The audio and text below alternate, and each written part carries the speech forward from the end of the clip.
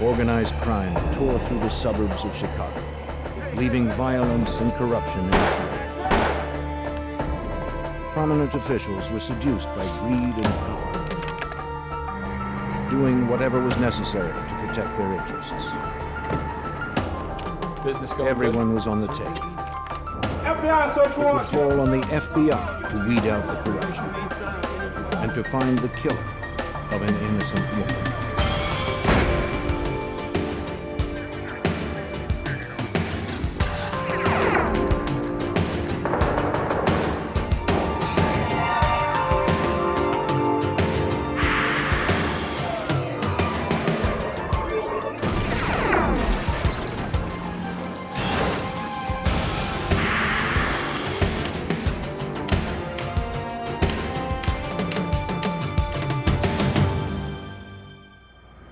Willow Springs, Illinois seemed like any other quiet Midwestern community, but it was really one of the most corrupt places in the nation. This tiny village nestled just outside of Chicago was in the hip pocket of organized crime. I'm Jim Kallstrom, former head of the FBI's New York office. It was only a matter of time before corruption led to assassination and conspiracy. To end it required a federal sting operation of astounding complexity.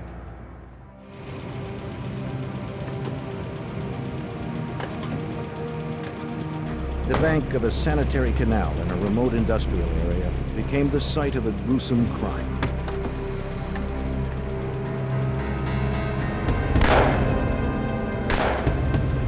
The killers were quick and thorough. Nearby, 2 police officers were out on night patrol. When they heard the shots fired, they became alarmed.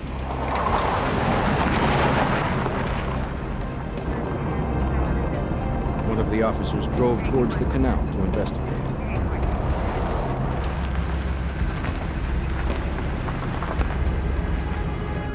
He found nothing as he searched the desolate area.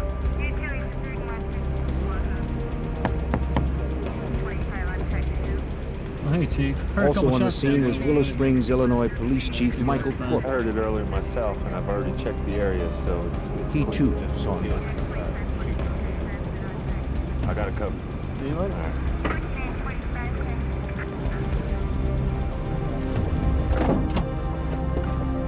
The following day, a prominent local attorney called police to report that his wife was missing. Well, Mr. Masters, we'd like to ask a few questions about your wife. Lieutenant Howard Vanek of anyway the I Cook can. County Sheriff's Department and his partner me have a responded seat. to the call. Attorney Alan Masters said that his wife Diane had been out the night before with colleagues and friends from a local college where she worked. After the meeting, some of the board members would go to a bar. Maybe. She never came home. There was no sign of her yellow Cadillac. meeting usually start? I believe it He starts said he made around calls 7 trying to o'clock. locate her It's usually until the same 2 in the one, morning, I honestly don't but finally know. gave up. You know where it's located? For the I officers, suppose the information offered little insight. board member. Excuse me a minute.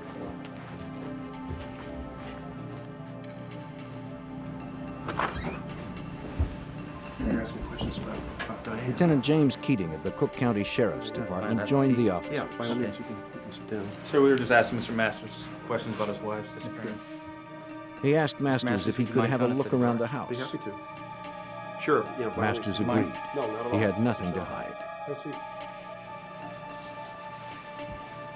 The officers continued their questioning. Anything else you can tell us?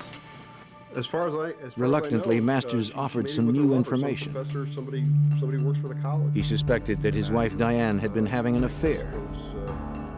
I have no idea Maybe who the he two is. lovers No, had I don't run know. off together. I don't know who he is or what he looks like. I just have my suspicions. Excuse me, guys. I think we need to wrap this up. Lieutenant Vanek wanted to investigate further and look around the house himself. Sir, I think we need to take another look around in here. Husbands are always suspects when their wives I look disappear. around. There's nothing Sir, here. we need to look around. It's time to Something's go. missing here, Let's sir. go now. But Lieutenant Keating intervened. He Sir, wouldn't procedure allow is it. 2 investigators always check out the scene. In his I mind, think it's everything time had to checked go. out. Now. Let's Sir. go now. Vanek was upset. He didn't know why Keating would undermine his investigation. Outside, Keating confronted Lieutenant Vanek, telling him to back off. There's no As far as he was concerned, Masters was not a suspect. But Vanek didn't buy it, and he let Keating know. Just as the two men were about to explode, Willow Springs Police Chief Michael Corbett arrived at the scene. Look, easy. Come on, guys. We'll be on the same side. Come on, man. Keating would have the final word. Vanek, you're off the case. Forget it. You're off the case, man. You got that?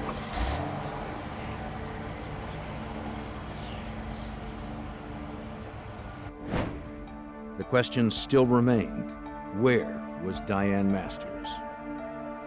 Her disappearance grabbed the media's attention. And Diane, if you would, please come to She had been very active in the local community. Diane had worked hard to help open a shelter for battered women. She was also involved in local politics and sat on the board of the Moraine Valley Community also would like to College. present Diane with this plaque to show She her did how not much we appear to thank have any her for all enemies. the hard work and her dedication in opening this crisis center, something that is needed desperately in this community. But investigators began uncovering other details. It was reported by Diane's friends that her husband was controlling and abusive, and that Diane was planning to file for divorce. Assistant U.S. Attorney Tom Scorza followed the case.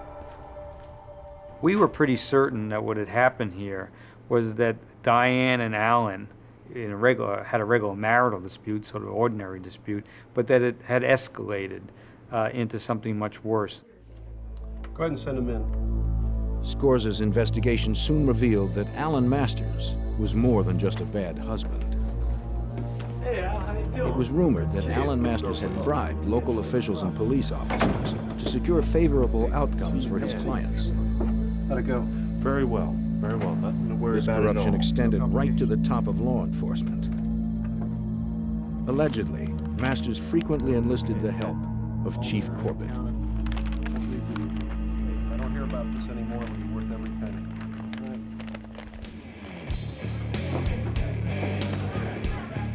It was also rumored that Masters and Chief Corbett were involved in safeguarding some of the Chicago mob's betting and prostitution rings, which were run out of show clubs throughout suburban Cook County. But investigators were focused only on Diane's disappearance. With no evidence and few leads, that investigation stalled.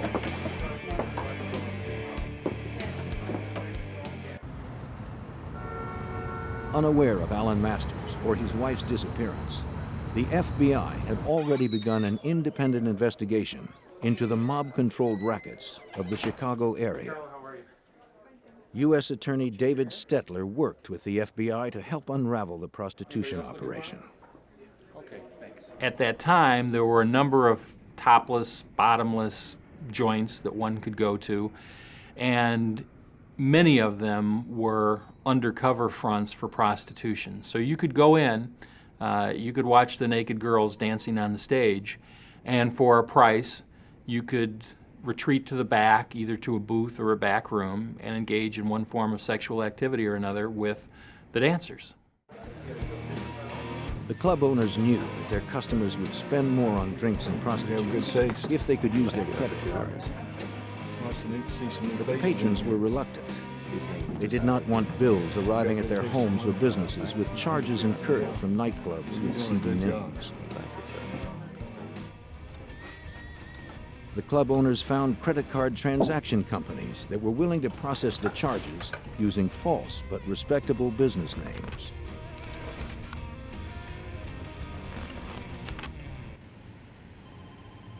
Special Agent Ivan Harris of the FBI's Chicago field office was assigned to help bring down the illegal businesses.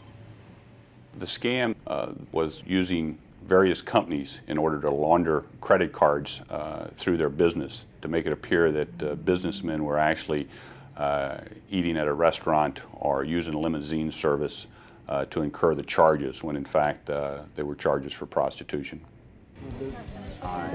Larry Wright was one of the credit card transaction company owners. Wright would pick up the week's transactions from the clubs and process them through his company, National Credit Service, or NCS. really working well. One of his clients was a club owner named Joseph Marin, whose club was a front for a mob-controlled prostitution house. Wright wanted to expand his own operations. He approached Marin about setting up an illegal betting club. Yeah, she's nice. You had a chance to really interview her. Marin was willing to help out the man who made him money. Yeah, she's still here. She answers to the group. Wright would first need to pay protection money to local police in order not to be exposed and arrested. You feel pretty confident, Bill? Marin was the man who could arrange that protection. Wright was more than willing to pay. All right. Okay. Yeah, he's a really good guy. Marin arranged the meeting at the Willow Springs Police Department. Yeah, I trust him completely. It was to take place with Police Chief Michael Corbett. It was believed that Corbett had been handpicked by the Chicago mob boss to oversee and protect their interests in and around Willow Springs. The word on the street, of course, was that no one could do anything in Willow Springs without the permission of the Chief of Police, Mike Corbett. The message also was, from virtually anyone you would talk to, that he was so powerful, that he was so well connected, that nothing could ever be done about him. I just want to make sure I don't get any unexpected visits. Corbett agreed to help Larry Wright set up the new betting operation for a price. Not quite yet. In return, Corbett assured him he wouldn't get any heat from his officers. All right. Larry Wright was well on his way. He returned to his office at National Credit Service, operated out of a nondescript office park location. Wright worked with two other staff members. Doing great. Larry, great. But these were not ordinary employees. NCS was not just a credit card transaction service for illegal activities. It was a front for the FBI. Larry Wright was actually undercover special agent Larry Damron. And he and the FBI were using NCS to work their way into the heart of the corruption in Willow Springs. While local investigators struggled to unravel the disappearance of a prominent attorney's wife, the FBI had set up an undercover operation in the town of Willow Springs, just outside of Chicago. Their target, organized crime, and the corrupt police who protected them from prosecution. The undercover work was often painstaking and frustrating. FBI Special Agent Larry Damron explains the difficulties inherent in undercover work. During the course of the undercover operation, you try to immerse yourself in what you're doing, and you try to assume that role because it's necessary for you to do that in order to accomplish anything. Oftentimes you'll hear people make comments, or you'll see people do things that in any other circumstance they would be arrested for immediately. And so what you have to remember is you're in a role and you play that role out. Damron had heard stories about how the mob resolved problems.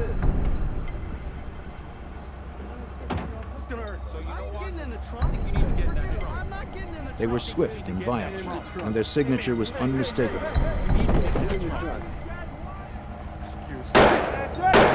2 bullets in the head. There was no room for mistakes.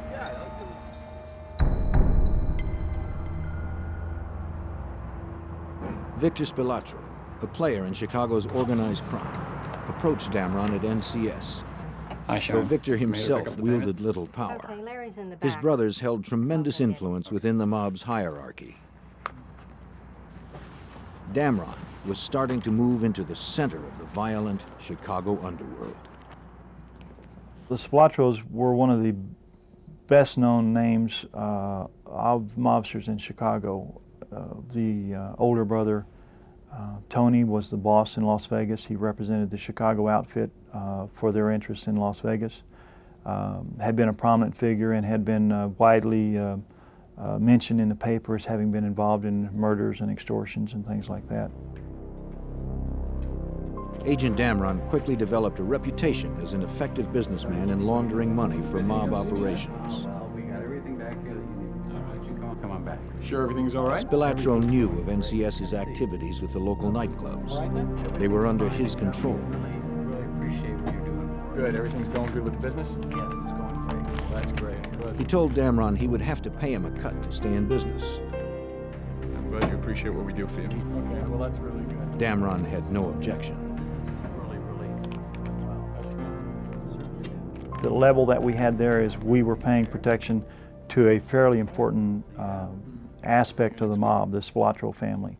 And so that gave us a little bit of status, if you will. But we had absolutely no authority or anything like that in the mob. We were just workers, and our value was we made them money. Agent Damron traveled to a remote hotel where he met with FBI Special Agent Gordon Brooks, who oversaw the undercover operation. To ensure that Damron's real identity was not compromised, the two met infrequently to exchange information. Brooks vigilantly kept tabs on Damron. The investigation was as dangerous as it was complex. Not to worry about things. The agent cautiously moved forward. He wanted to continue expanding the FBI's undercover operations. He used every opportunity he could to sell the idea of opening more betting and prostitution houses throughout suburban Chicago. Even with a go-ahead from the Spilatros, Damron would still need permission and protection from the police. The future. He met with nightclub owner Joseph Marin to hash out the details of the new clubs and secure police protection. Larry, how you doing? But there was a problem. Look, I got some upsetting news. What's up? Their protector, Chief Corbett, had been removed by the Willow Springs City Council under suspicion of corruption. Marin knew another high-ranking law enforcement official who could provide the same protection as Corbett. Lieutenant James Keating, Cook County's Vice Squad Supervisor. Tell you what, he deals with me. U.S. Attorney Tom Scorza was not surprised by the development. Keating's reputation was well known.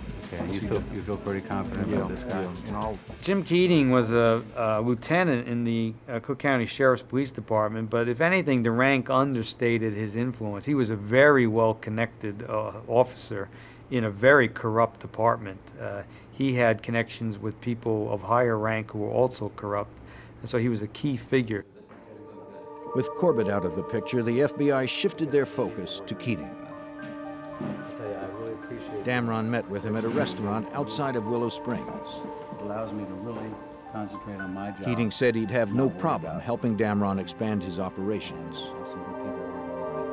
One thing we need to understand is if there's a situation that comes up. But any move Damron made would have to be approved by him. I make the decision when something goes down. He warned Damron to play it straight with him and his people.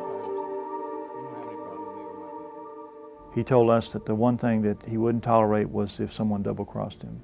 And he said if that happened, that they'd find us with our legs on one of the streets in the area and our head on another street in the area.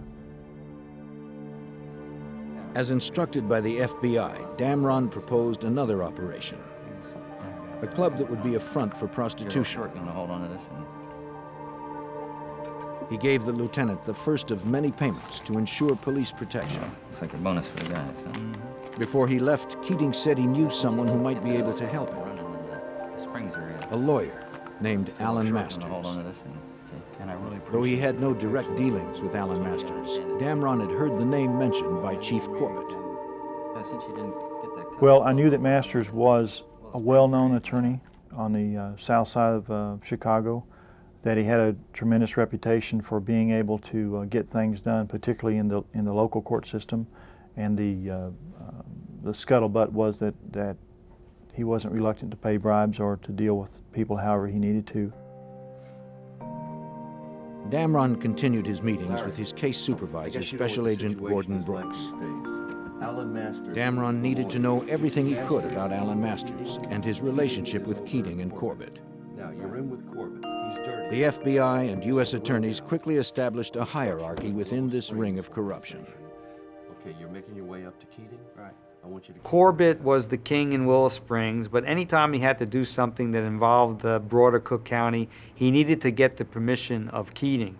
And Keating always had to check with the ultimate fixer, Alan Masters, to make sure everything could be handled at the court level. I can maybe get Masters interested. As the extent of Alan Masters' criminal activity became clearer, the FBI began looking closer at his possible role in his wife's disappearance.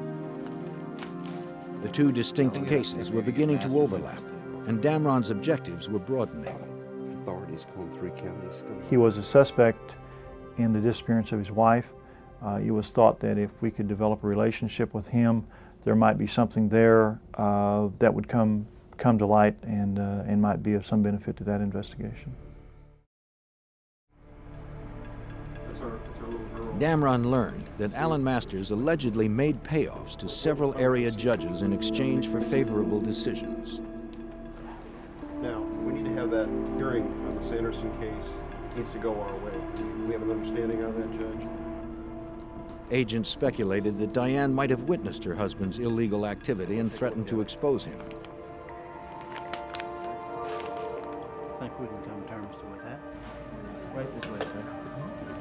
Now trying to elicit information about Diane's disappearance, Damron continued his efforts to make inroads into the corruption around Willow Springs. He met with Keating several weeks later to follow up on his plan to open a show club. A good manager lined up. Oh, I've got a Again, friend, Keating mentioned that his friend Alan Masters friend could that, help. can take care of that. He's a real fixer. Damron took the opportunity to bring up Alan's wife. Keating said little, but then added an unusual comment. The same plan we had with the other one. Probably heard him, seen him. We talked about Masters' wife turning up missing, and Keating said, well, she turned up missing like the day before the divorce was going to be filed. That was convenient, wasn't it? It was convenient. And chuckled about what a good circumstance that was.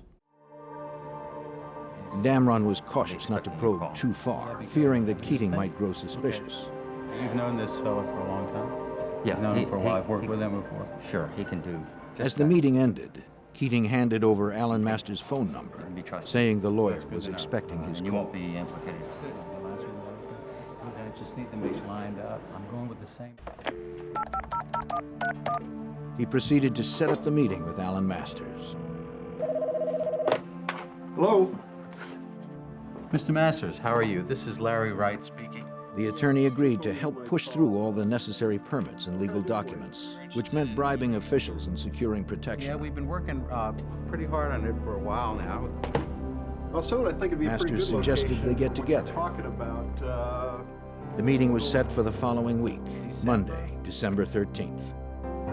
Okay, I'll look forward to meeting you then. I think we can maybe do some business. Okay, thanks. Bye.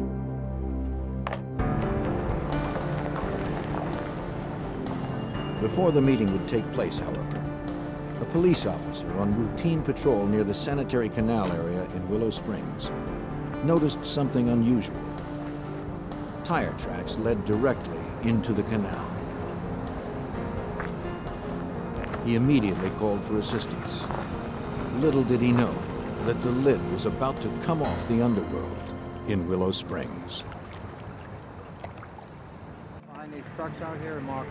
While the FBI continued their undercover operation in the Chicago suburb of Willow Springs, an officer out on routine patrol made an alarming discovery.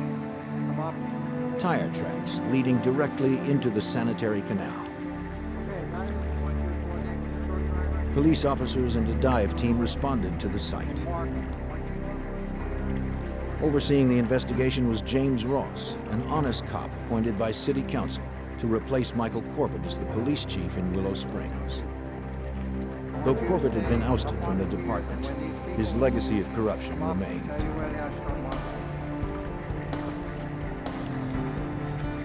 Below the surface, divers found a virtual underwater parking lot.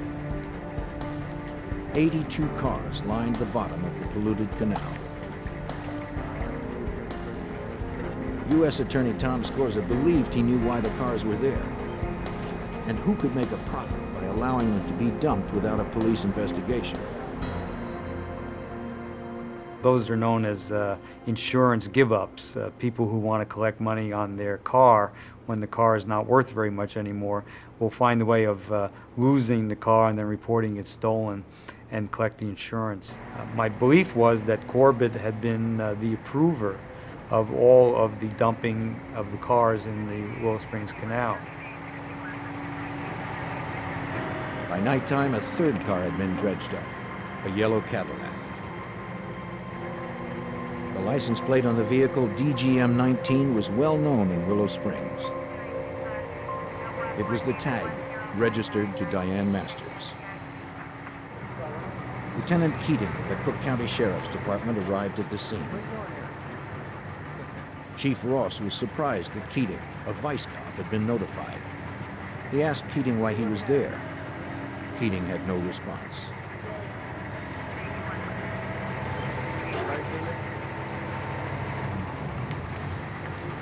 Officers continued examining the Cadillac.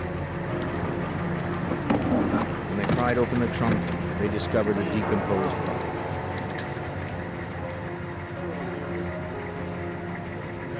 Ross immediately ordered that the car and the body be taken back to a city garage where they could be thoroughly examined for clues.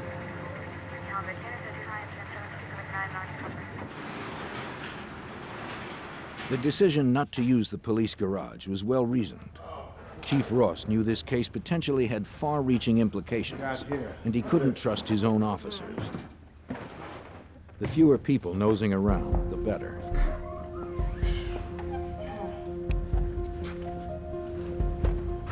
State police began to scour the car and the body for evidence. They found .22 caliber shell casings in the trunk.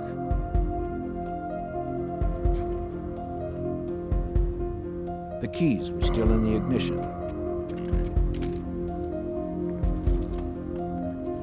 Eerily, the watch on the deceased body and the dashboard clock had stopped at exactly the same time, 1:50.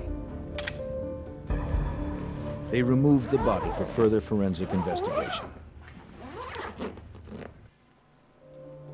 The forensic team examining the body found the skull had been crushed. They also discovered 2 bullet hole entries in the left cheekbone. The bullet fragments inside the skull were removed and sent off to the FBI lab for ballistic evaluation.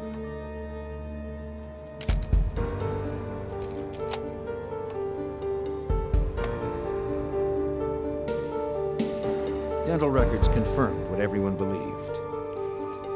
The body found in the trunk was Diane Masters. The 9-month investigation into Diane's disappearance was now a homicide investigation. Come on in. Chief Ross called in Cook County Detective John Reed to work the homicide. He was to team up with the FBI, who was now taking over the murder investigation. Detective Reed was not to trust even his closest friends in the department. He was told that through the FBI undercover operation run out of NCS, law enforcement officers were being investigated for corruption. And some had ties to Alan Masters, who was now a firm suspect in Diane's murder.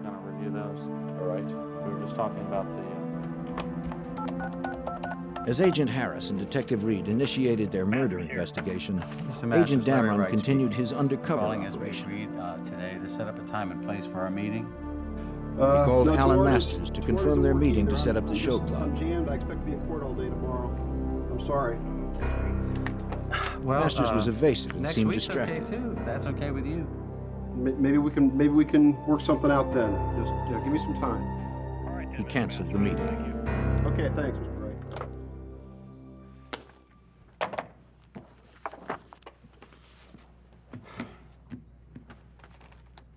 Damron immediately called Keating. With the conversation being recorded by the FBI, he hoped Keating would explain why Masters was being evasive. No, I was wondering if you had any information on that. As I said, he's pretty busy. How about if you give me a call in 3 or 4 weeks? But Keating was cryptic. Maybe we can work something out then. He instructed Damron not to bother Masters. He had too many problems to deal with. Okay, bye. the new show club would have to wait.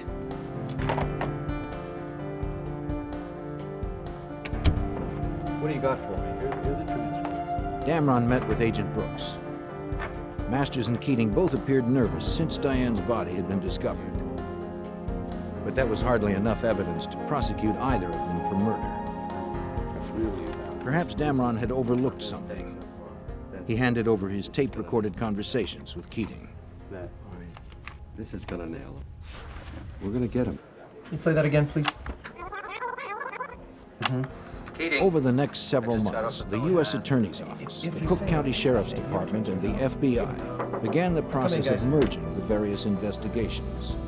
All right.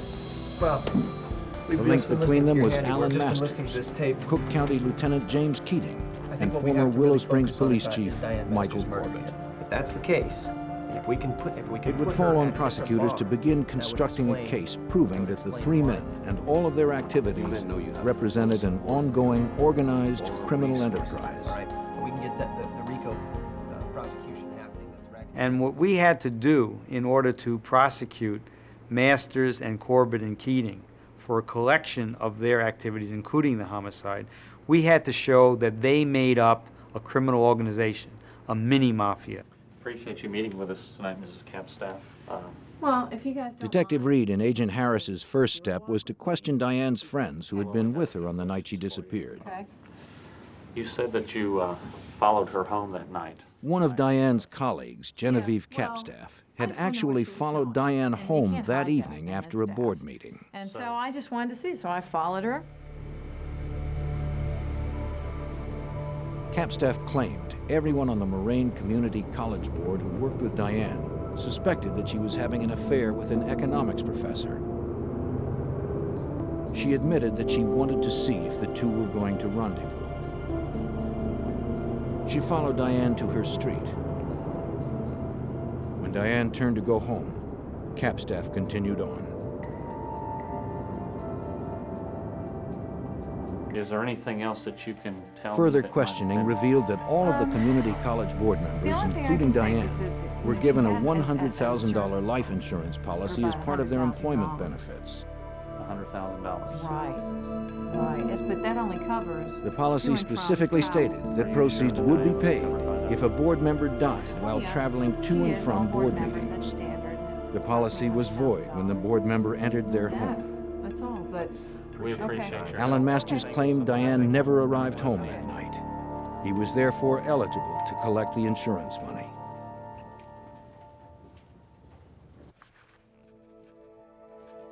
Several months before Diane's body was discovered in the trunk of her car, Masters filed a claim with the insurance company. After filling out all the paperwork, he sent it off. Though Diane's fate at that time was unclear, Masters had a judge declare her legally dead. As a result, he was about to receive $100,000.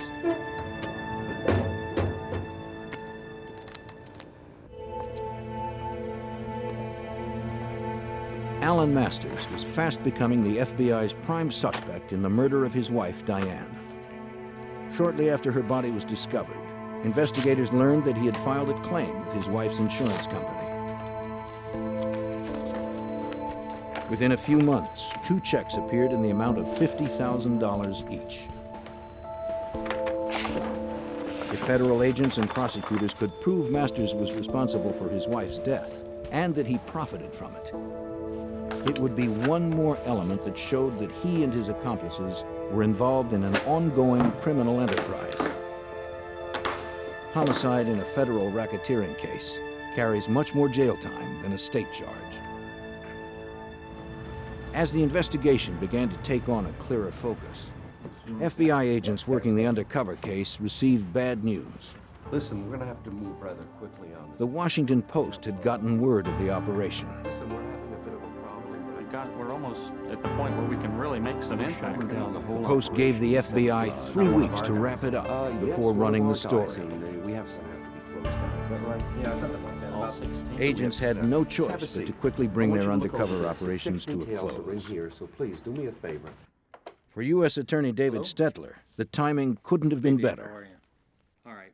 The project had run its course, and the bulk of the information anybody was ever going to get had been retrieved, and to make the operation go on longer would have resulted in additional evidence, but it also would have resulted in the evidence that had been gathered becoming more and more stale.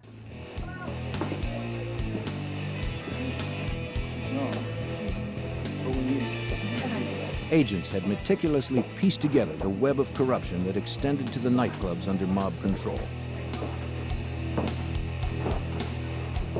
Now it was time to shut them down. Yo, FBI, open the door. Open the door. The FBI hit all of the clubs on the same night with massive force. Several hundred officers and agents raided over a dozen clubs throughout Cook County, including those in Willow Springs. Stay right here. Go on in, Pro. Stay right here. Sit tight. We haven't done anything. All right, hands behind your back. This ain't helping anything. Shut up. Inside the clubs, federal agents were able to collect volumes of incriminating evidence.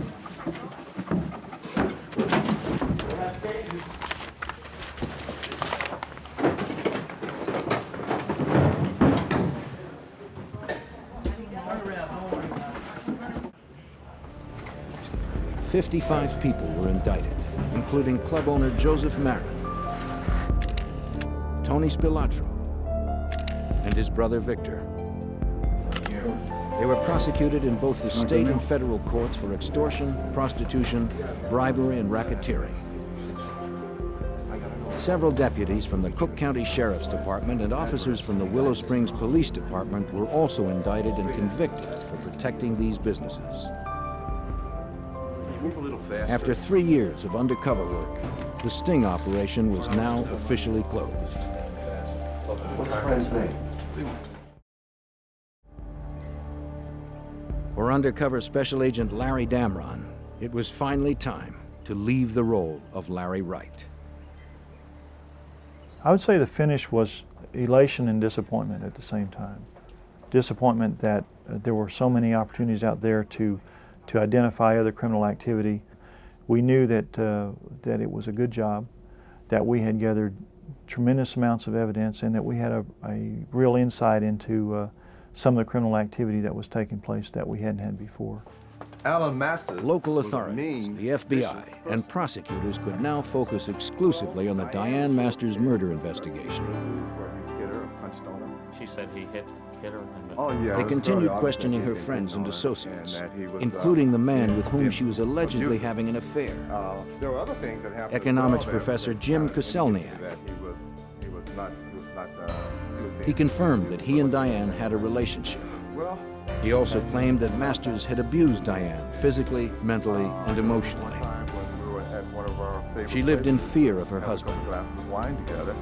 Diane had told him she planned to file for divorce. Koselniak also had reason to fear Alan Masters. One night, Koselniak and Diane had met for drinks at a local bar. He recalled that Diane called home to check on her daughter. Instead of getting the babysitter on the phone, Alan unexpectedly answered. Alan? He suspected she was with her lover. I didn't know you were He in was trouble. irate and began to I threaten was her. calling to check on Andra. He vowed to destroy her.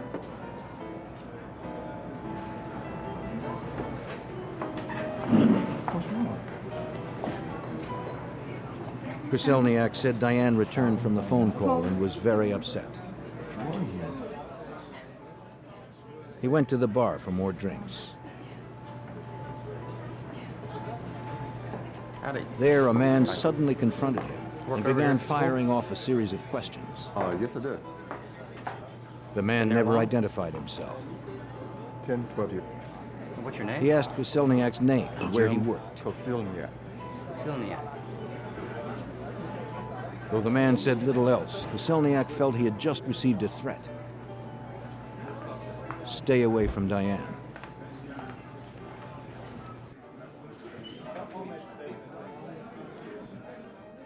And Koselniak would later recognize the man as Lieutenant James Keating. She didn't tell you that. He said that on the night of Diane's disappearance, she had called him and warned him not to meet her for drinks. So this was an unusual move on her part. They usually got together after her college board meetings. What was the tone of voice? Lately, she had been troubled by Alan's behavior. That they were going to another restaurant. Selniak which took her was, advice again, and canceled their They always plans. met at the same place. He never saw Diane again. The meeting was always straight to RDG. As a matter of fact, they're on the way now. Agent Harris and Detective Reed continued to develop witnesses. Hey, glad you could come by. They discovered that Masters had hired a private investigator to keep tabs on Diane. That his wife Diane. We subsequently developed a cooperating individual named Ted Nakaza, who was a private investigator with Alan Masters. Masters had requested Ted Nakaza to place a bug on his home telephone number because he suspected his wife Diane was having an affair. I got a few tapes. Hey, what do you guys got for me? Nakaza told investigators the bug was successful in exposing Diane and Koselniak's affair. Good news. Ted Nikaza played back a telephone conversation, captured on tape, where Diane was talking in a highly sexual way with the boyfriend, Jim Koselniak.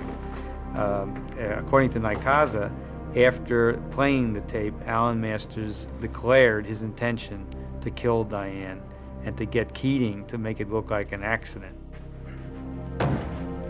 Alan Masters wanted his wife murdered, and he had the resources to get away with it. You gotta stay cool. The FBI and local authorities continued to uncover evidence against Alan Masters and his associates that pointed towards a conspiracy to murder Alan's wife, Diane. Through a private investigator hired by Alan Masters, Diane's affair had been exposed. Wife was cheating. Alan's rage was out of control. Yes. But investigators had no hard evidence to charge him with murder. After an exhaustive 5-year investigation, that was about to change. He intended to have Diane killed. They uncovered a Cook County Sheriff's deputy who was willing to talk. Agent Harris. Deputy Jack Bachman had startling information. Keating brought me into his Bachman office. had been too afraid of the consequences of coming forward on his own. Say any more? He claimed that he had been approached to kill Diane. The offer had come through Lieutenant James Keating. Bachman had a series of conversations with Keating, and ultimately Keating asked Bachman if Bachman would be interested in the job of actually stalking and killing Diane Masters. Bachman said Keating offered him $25,000 to carry out the hit. And, Michael Corbett, the chief of police, had already agreed to dispose of the body. Bachman declined the offer. No, sir, I'm sorry. I can't get involved in anything like that. No, no, sir. Through Keating, Masters had clearly solicited a Straighten murder. up this meeting we just had, and Well, no, but he did offer me $25,000. This was one of the final pieces prosecutor Scorza needed to bring an indictment. He said he wanted to eliminate her. I said, what do you mean by What we were able to show is that when Alan Masters decided to kill his wife, he simply was able to turn to the two police officers that he'd already been working with on corrupt activities and criminal activities. And that made the homicide and the planning of it and the solicitation of it, it made it an activity of the criminal enterprise. The pieces had finally come together. And Diane Masters decided Investigators put together a likely scenario of Diane Masters' murder. She said she heard something. Alan Masters had found a hitman to kill Diane and her boyfriend when they met for the usual drinks after her college board meeting. However, Diane didn't meet with Koselniak that evening.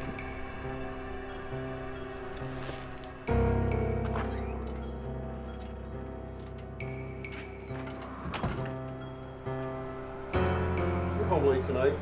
The meeting ran late.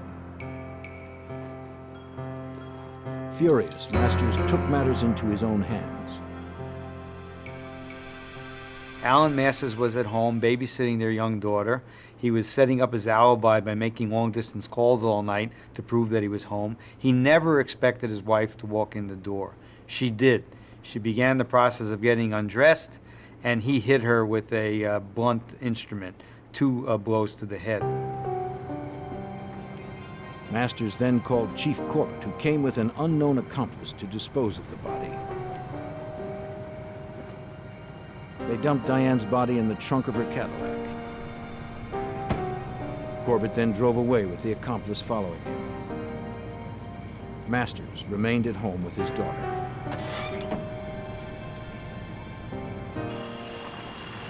They drove to the remote sanitary canal.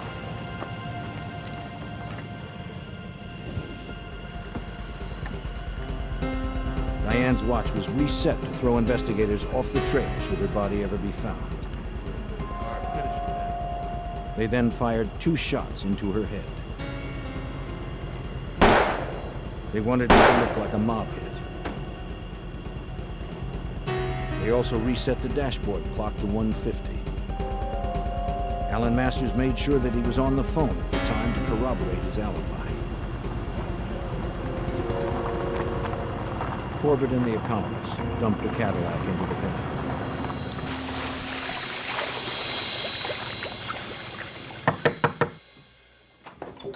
In June of 1988, 6 years after Diane's murder, investigators brought charges against the 3 conspirators.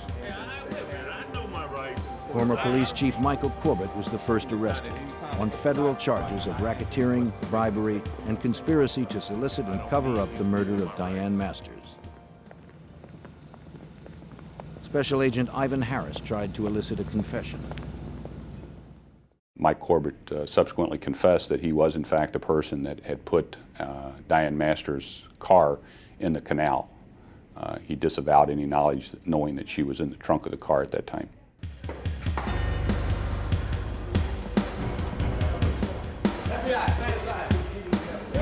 Cook County Lieutenant James Keating was arrested next on the same federal charges. He too denied involvement in Diane's murder.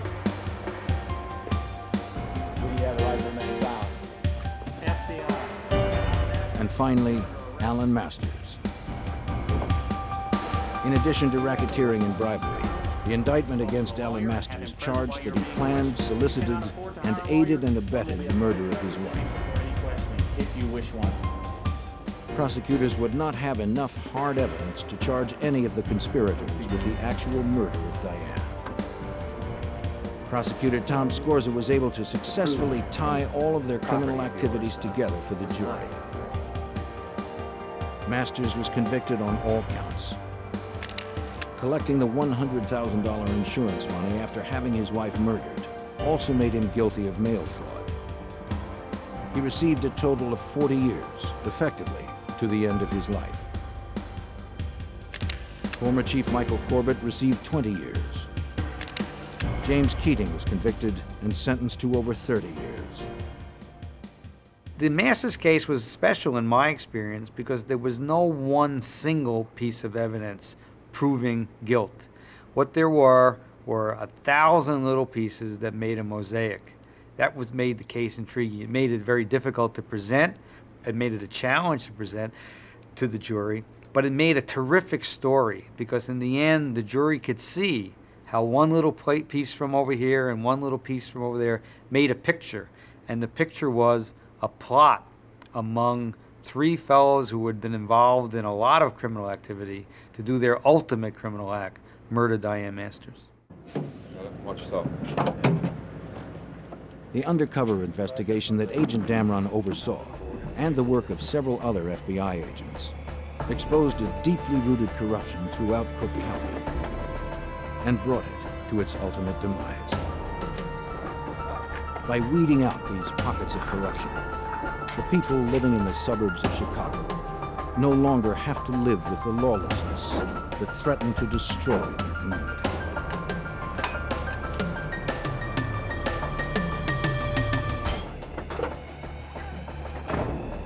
In the fall of 1995, a serial killer was on the loose. Crossing the country, he lured women with his charm and then struck.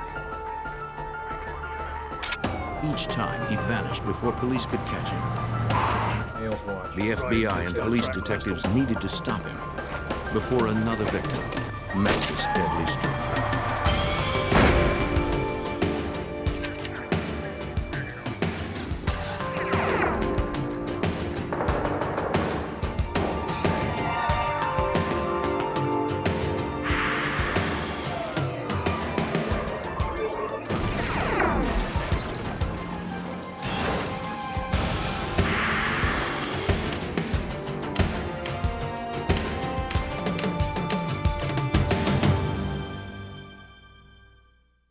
The body of a young woman found burned in a truck launched a manhunt to find her killer. When more bodies began to turn up across the country, the FBI believed the cases were linked. Investigators had a suspect. They just couldn't find him. I'm Jim Kallstrom, former head of the FBI's New York office. Agents would enlist the help of local law enforcement and even long-haul truckers to stop a cross-country killer.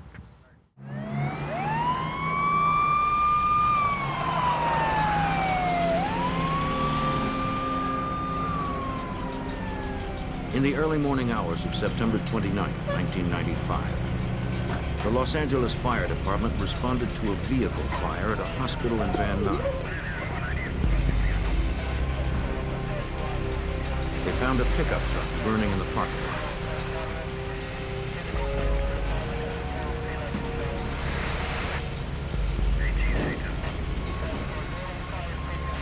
When the flames were extinguished, they found human remains.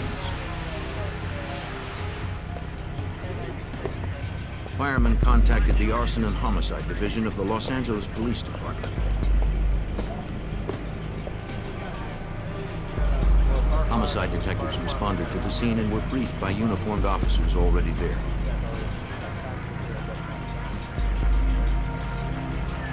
They questioned a witness, a nurse who had seen the fire start. She said she had arrived for work before dawn for the early morning shift. In the parking lot, she saw the truck go ablaze. She saw the outline of a figure with long hair run from the truck as the flames erupted. She never saw a face. And she had never seen the truck before.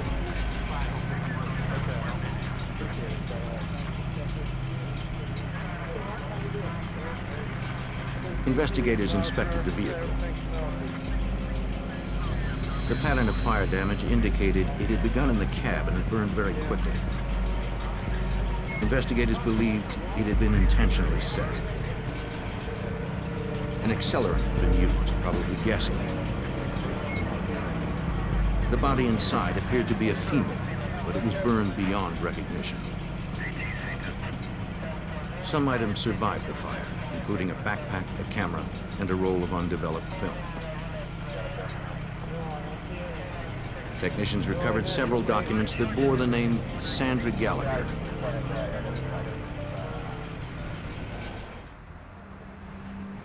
By sunrise, detectives at LAPD's Van Nuys station had run the truck's plates. Okay, I'll call back. Through DMV records, Detective Mike Koblenz was able to confirm that Sandra Gallagher owned the truck. We'd done some work at the office and learned that she was in fact married to an individual, Steve, who lived in the Los Angeles area. We attempted to contact him and made arrangements to interview him at Van Nuys Station. Detectives suspected it was Sandra in the truck, but identification through dental records would take a few days. I have some things I'd like you to look at.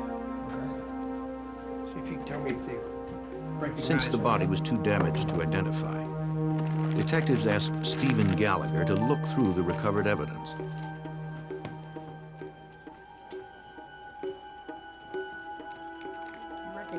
He said the backpack, camera, and other items were Sandra's.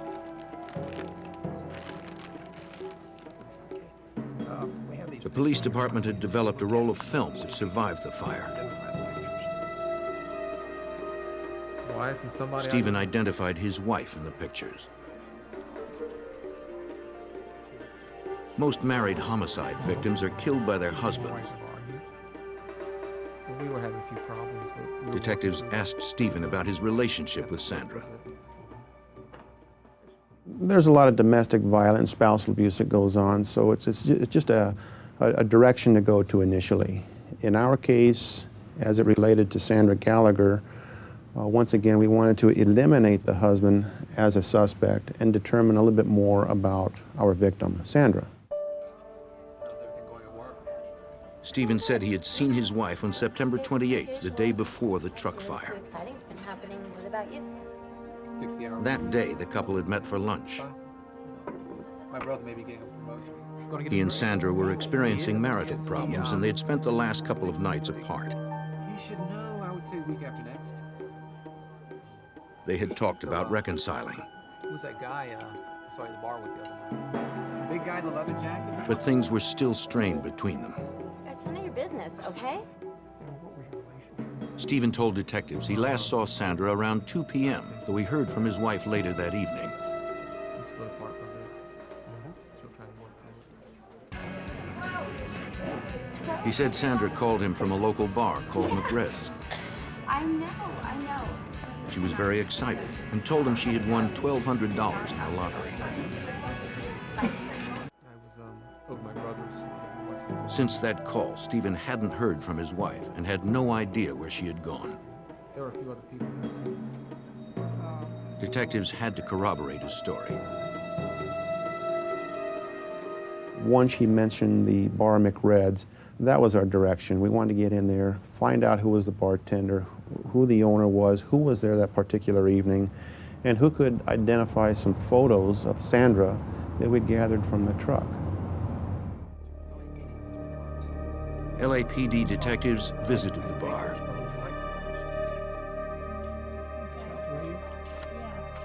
When shown a photo of Sandra Gallagher, the bartender recognized the woman. Okay. What can you tell me about her?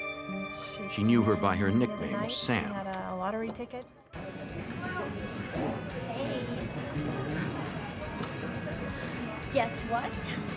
The bartender confirmed that Sandra had been in the bar on the night of the 28th. She had told everyone about her lottery win. Yeah. Some customers overheard the detective's questions and said they had also been in McRed's that evening. Can you tell me about her when she was in here the other night? They also remembered Sandra and recalled one man who talked with her that night. These people in the bar had mentioned to us that they recognized the photographs and they identified the photographs as a female by the name of Sam. This is the name that they knew her by, was Sam. And everybody had mentioned she was with a person by the name of Glenn. Yeah. They described Glenn as having long blonde hair and a beard. He'd been coming in regularly for the past few days. That night, he seemed interested in Sandra and talked to her for quite a while. Okay. Glenn was friendly and came across as a big spender, buying drinks for Sandra and the others.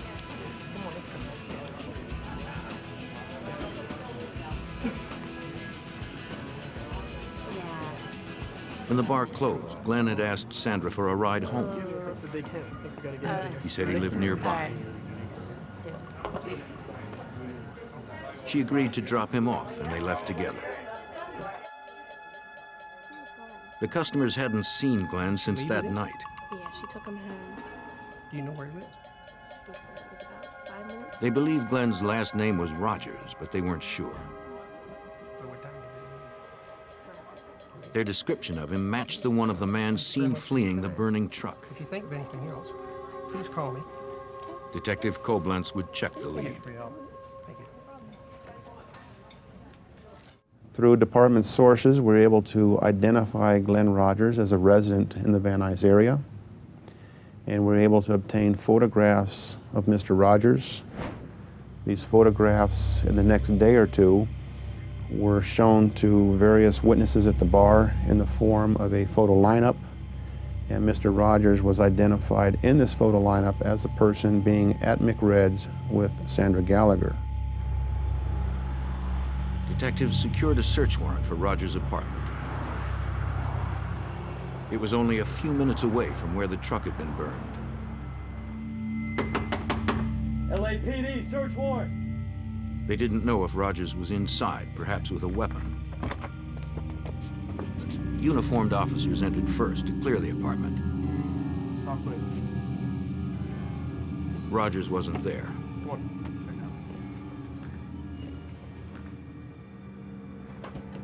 It looked like Rogers had cleared out in a hurry.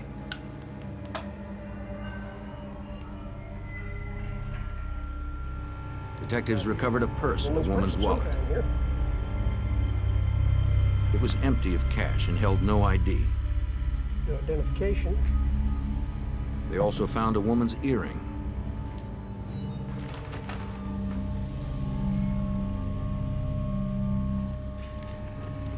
The earring became significant in that her husband, Steve Gallagher, identified that earring as one that he had purchased as a pair for his wife a couple months earlier.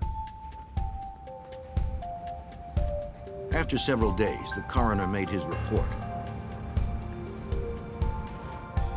He positively identified the remains from the truck as those of Sandra Gallagher. He determined that she had not burned to death.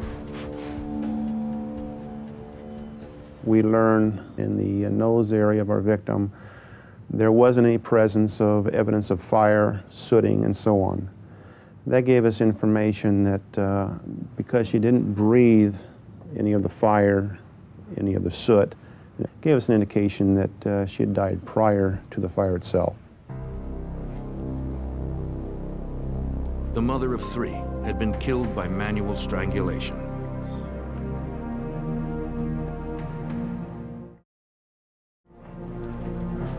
Los Angeles detectives charged Glenn Rogers with Sandra Gallagher's murder and issued a warrant for his arrest. They entered Rogers' name and description into the NCIC, the National Crime Information Center, a database that links over 57,000 law enforcement agencies nationwide. That informs other agencies around the United States that Glenn Rogers, in this case, is in fact wanted in Los Angeles for murder. It would list the agency, Los Angeles Police Department, Van Nuys area, with my name and my phone number. If they have any contact with Glenn Rogers and happen to run him, this warrant would show up in their jurisdiction and he'd be taken into custody. Detectives sought out anyone who knew Glenn Rogers. They learned he frequented local bars and worked odd jobs, mostly in construction.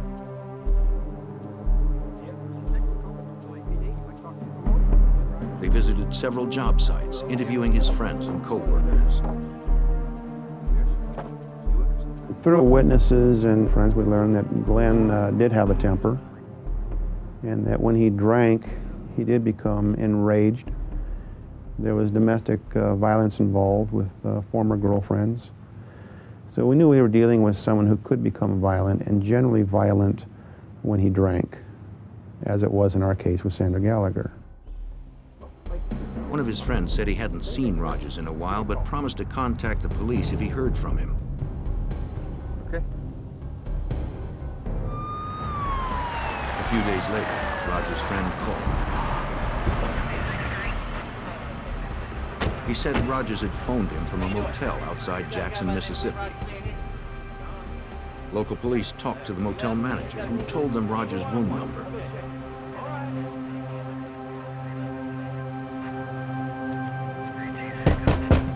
Police, open up!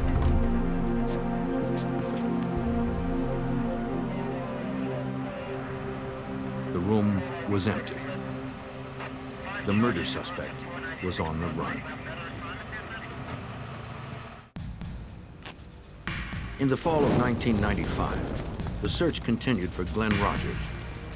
Police believed he fled California after killing a woman there on September 28th. A tip led to a Mississippi motel, but Rogers had disappeared before police arrived.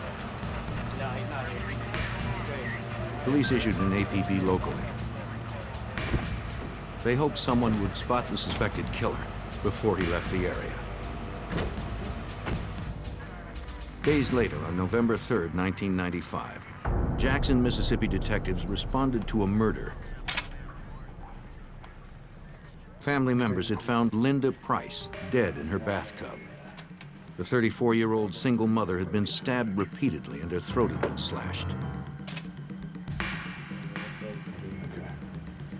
Investigators searched the apartment for evidence.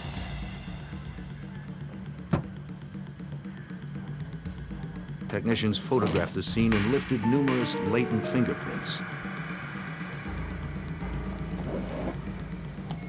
They found no murder weapon. No valuables seemed to be missing. There was no apparent forced entry, and the killer had locked the door when leaving. The details of the crime scene led Jackson homicide detectives to conclude Linda Price had been killed by someone she knew. In the morning, they interviewed her mother. Perhaps she knew the killer as well.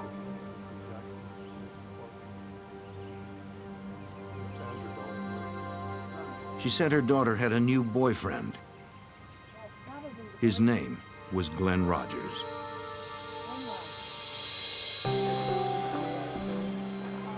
A month earlier, on October 3rd, Linda had met Rogers at the Mississippi State Fair where he had been working. He was charming, and Linda fell for him right away. That's pretty close, huh? They soon rented an apartment and moved in together.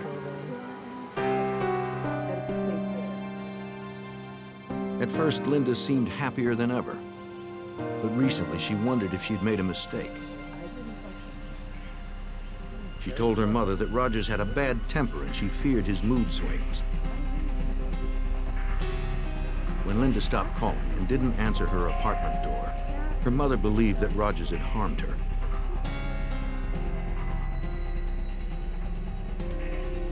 Again, Rogers was nowhere to be found. Jackson detectives believed he had left the area.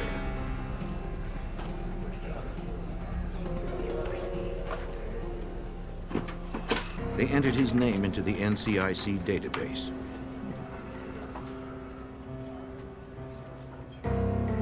Learning Rogers was wanted for murder in California, they contacted Detective Mike Koblenz in Los Angeles. Jackson, Mississippi at that time contacted me, informed me of a murder they had, and they wanted more information on Glenn Rogers as he was a possible perpetrator in that case. The murders followed a pattern. The victims in California and Mississippi had both been charmed by Rogers. They had been isolated from others, then brutally killed just before Rogers fled the area. The investigators believed that Rogers was on a rampage that probably would not stop until he was found. In our minds, we knew that we had a major problem going on here. We felt if he wasn't apprehended, that there could very well be more victims. Jackson police asked the public to call if anyone saw Rogers in the area. Witnesses reported sightings, but Rogers stayed one step ahead of authorities. The detectives contacted the FBI field office in Jackson. Hey, got together these pictures from the crime scene. I think you're gonna find. They believed Rogers had left the state like he did after the California killing. Agents filed a federal warrant for unlawful flight to avoid prosecution. Perhaps federal resources could help stop the killer. FBI Special Agent John Huber helped coordinate the multi-state investigation. This case was very high speed, very fast. The murder he committed in Jackson was on November 3rd, it was Linda Price. Subsequent to that, he committed another murder on November 6th. On that date, police in Tampa, Florida responded to a murder scene at a local motel room that had been rented by Glenn Rogers.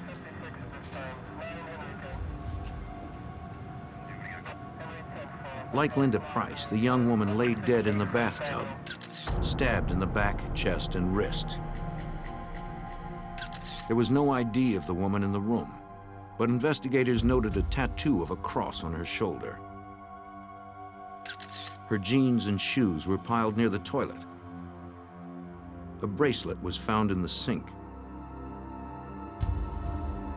From the evidence left behind, Tampa homicide detective Julie Masucci attempted to piece together the details of the murder. When we removed the clothing, it appeared that she had been stabbed through the clothing, which means that she was never undressed. And it was from the rear portion, which appeared that someone might have come up behind her and stabbed her. The shoes had blood spots on the top, indicating she had them on and was standing when she was attacked. Under her body was a man's watch. Investigators believed it belonged to the killer. It was significant that she was placed in a bathtub and that it appeared that someone tried to clean up any evidence that they left behind. We had found towels to indicate someone had wiped up blood off of a floor. It appeared that the bathtub water had been run to try and clean up any evidence that was left behind. The detective interviewed the housekeeper who discovered the body. That morning, she had been making her daily rounds just after checkout time.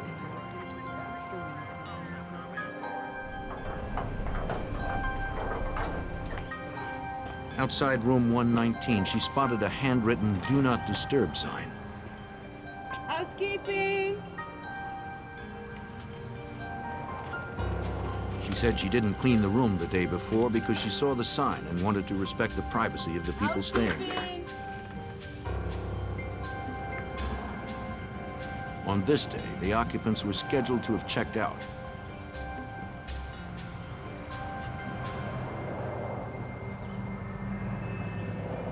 When she entered the bathroom, she made the gruesome discovery.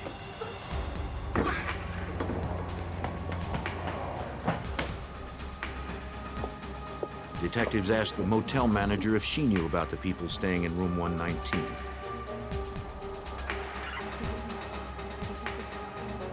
She recalled the man who rented the room because he requested a "Do Not Disturb" sign the day before.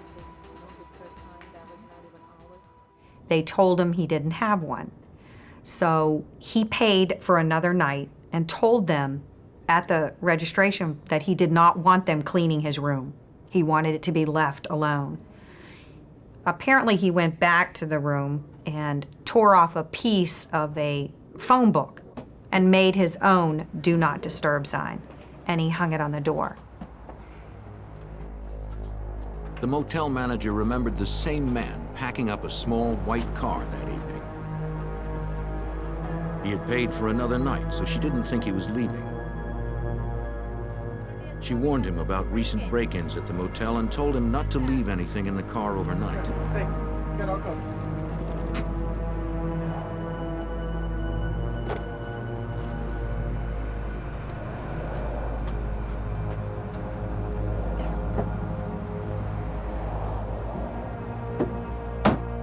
The detectives checked the office records, finding the registration card for room 119. It had Glenn Rogers' name and signature on it. Technicians would later recover prints matching Rogers from the card. Detective Masucci ran a computer check and saw the California and Mississippi murder warrants. She contacted the other agencies and the FBI. Then we started to realize very quickly into the investigation that there was a possibility that this man, Mr. Glenn Rogers, was a serial killer. The investigators knew who the killer was, but Tampa detectives still had not identified the female victim. She remained at the morgue as Jane Doe.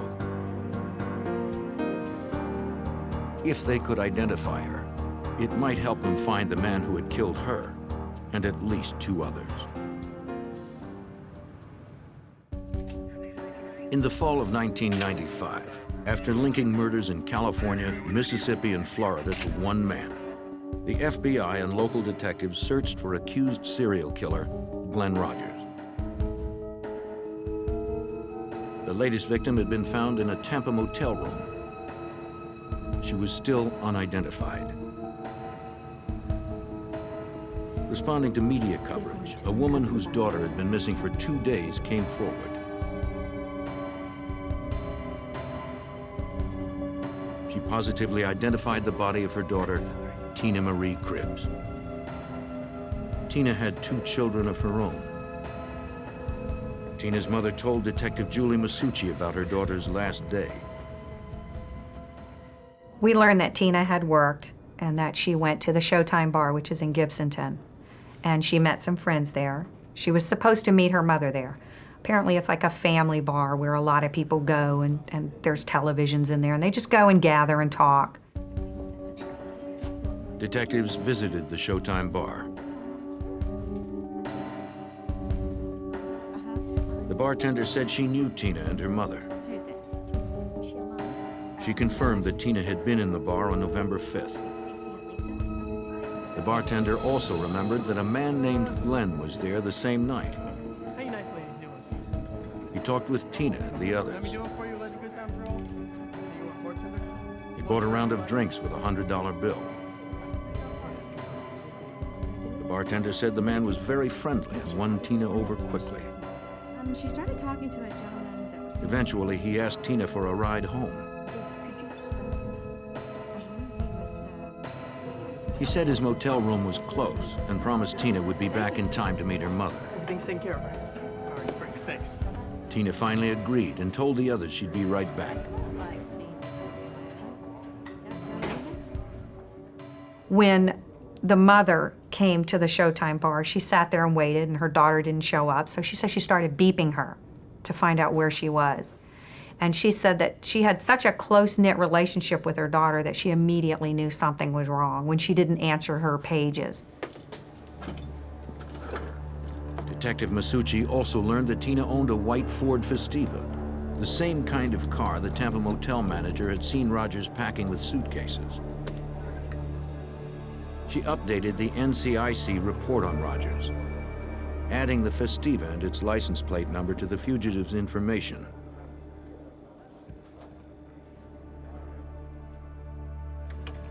FBI Special Agent John Huber was surprised that Rogers wasn't trying to conceal himself. Glenn Rogers seemed to not care if he would get caught or had no fear of the law. He would always use his real name when dealing with people and checking into motels. He would drive cars that weren't stolen, either belonged to the victim, which he could easily be linked to, or his own vehicle. He didn't seem to care. If people knew what was happening, he wasn't trying to hide. The search for the serial killer hit the news. TV stations across the Southeast broadcast pictures of Rogers, asking anyone spotting him to call authorities.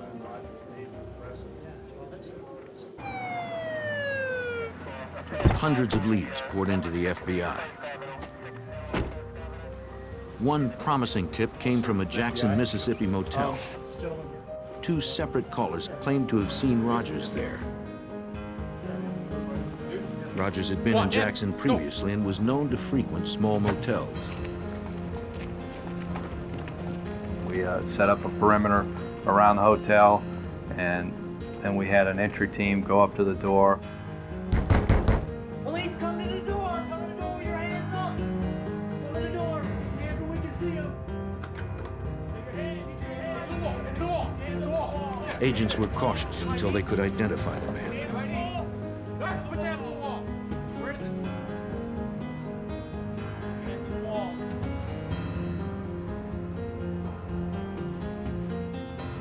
We identified the person that resembled Rogers and determined that it was not him. We then later searched the entire hotel and began searching the hotels in the immediate vicinity, but didn't find him.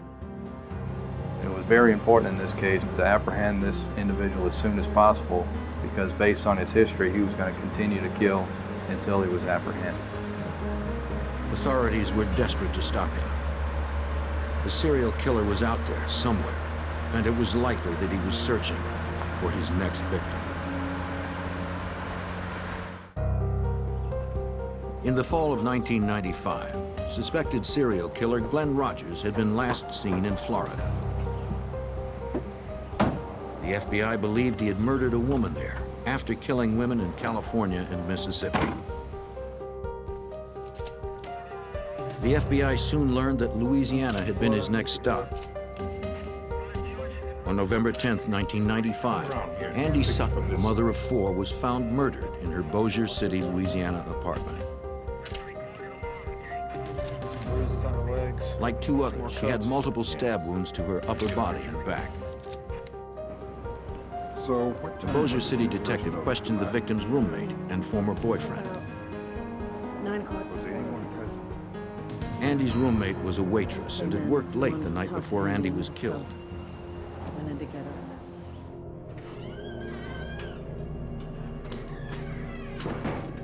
When she returned home in the early morning hours, she heard the bedroom door close. She assumed it was Andy and her new boyfriend, Glenn Rogers, in the apartment's 1-bedroom. Blankets had been left on the couch, and so she slept there.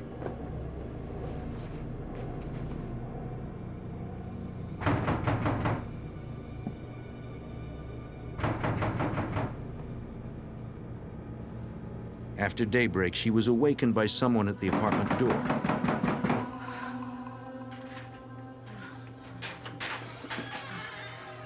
Would you tell Andy I'm here?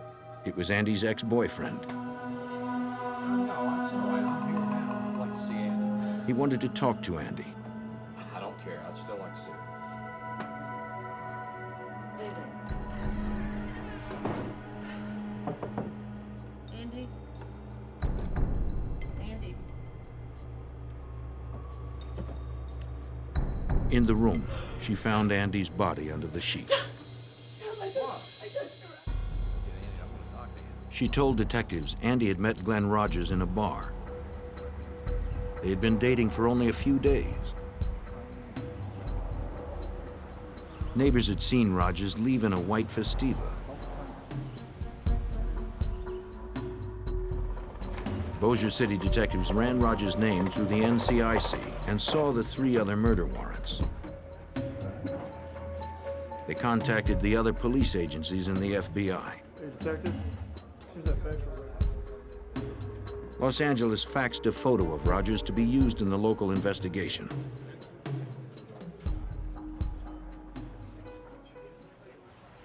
Louisiana television stations picked up the story. Viewers were asked to be on the lookout for Rogers, but they were warned not to approach the deadly fugitive.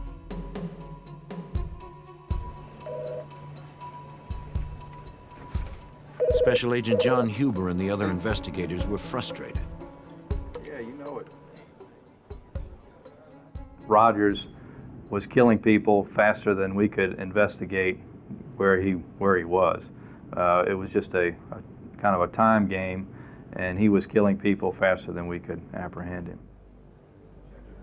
Hey guys, look at The FBI and local detectives believed Rogers murdered 4 women in 6 weeks. After each killing, Rogers had fled the state. Let's try to focus. The locations he chose were random. Let's try to focus in. Let's try to focus in over here. Despite their best efforts, investigators couldn't keep up. They needed to spread the description of Rogers and his vehicle across the country. Let's start off with that. Agents sent requests to truckers over their CBs to be on the lookout for a white Ford Festiva. They posted wanted flyers in truck stops and rest areas. We're not really sure where he's going to be going next. That's why They held press below here is conferences to get photograph Rogers' photo out to the public. And Gallagher has some of this out. They wanted to warn Right now, potential what we do know victims is, and hoped someone would spot the killer. We have already. Through the media, agents released details of Rogers' MO for finding victims and the route he traveled. raped and murdered. The FBI began the process of adding Rogers to their 10 most wanted list. 1996. At the rear of a convalescent. Getting someone on the 10 most wanted list increases the amount of resources that the Bureau puts into a case. It also increases the amount of media attention that's also worked into a case. The tips began to increase. One caller claimed Glenn Rogers was at a pool hall in Mississippi. 2 agents responded.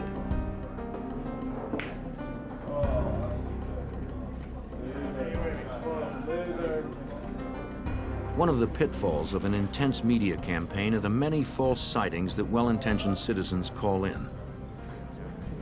Well, gentlemen, this way, Agent Huber. The man in the bar was obviously not Rogers. What's going on here? You have ID?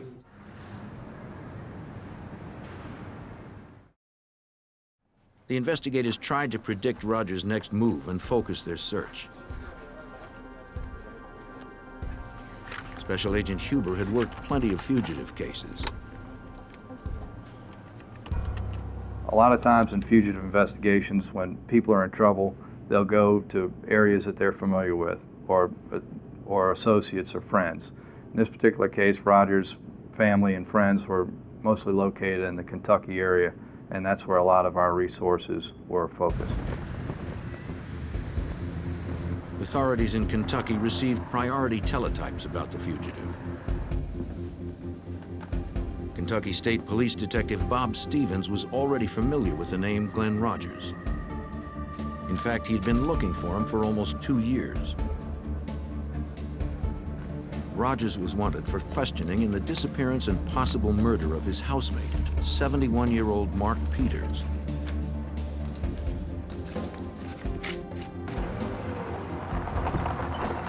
Almost 2 years before Glenn Rogers' cross-country crime spree began, his brother had called the Kentucky State Police.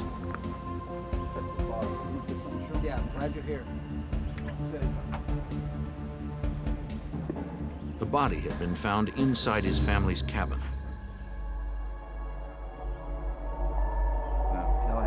Police believed it was Mark Peters. Peters had last been seen with Rogers. The cord tied around the corpse's hands and feet matched one found in the home the men shared. Authorities could not determine the cause of death, and they couldn't find Rogers. 1029 on it, please. The case is still ongoing and still pending. We had one suspect, which was Glenn Rogers. We weren't able to track Rogers real well due to the fact that he traveled by Greyhound bus, by tractor trailer, cars. It was hard for us to track him. So we had a hard time trying to know where his next step was. Still, the investigative focus in Kentucky paid off.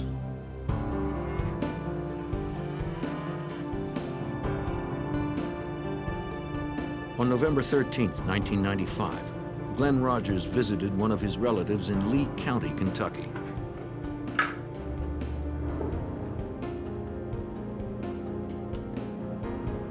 When he left, she called the Kentucky State Police. Hi, I think you were looking for my nephew. Glenn Rogers. She said he was driving a small white car heading west toward Interstate 75. When Detective Stevens heard that Rogers was sighted nearby, he set up on the road he believed Rogers would take to I-75. It wasn't long before a white Ford Festiva drove by. The detective began following. I wanted to make sure that this was Glenn Rogers, not somebody else that I had actually followed in behind. So I pulled out behind this car. When I ran the car tags actually came back stolen. So I began to follow him. I was able to pull up beside him like I was going to pass him. When I looked over, I could see who it was, and the picture I had of Glenn Rogers matched the driver.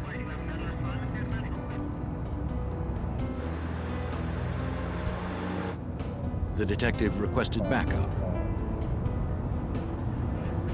A local police officer was parked nearby. He joined the slow pursuit. They followed Rogers for a distance.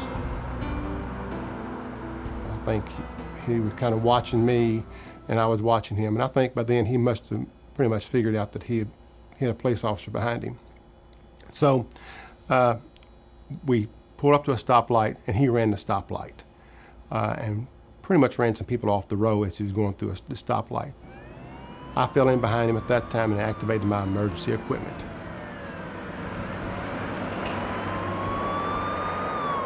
Rogers didn't stop. He sped up. He's on to us now. Stand by. Several miles ahead, police set up a roadblock and tried to clear the road of traffic. They hoped this would be the last stop for the elusive killer.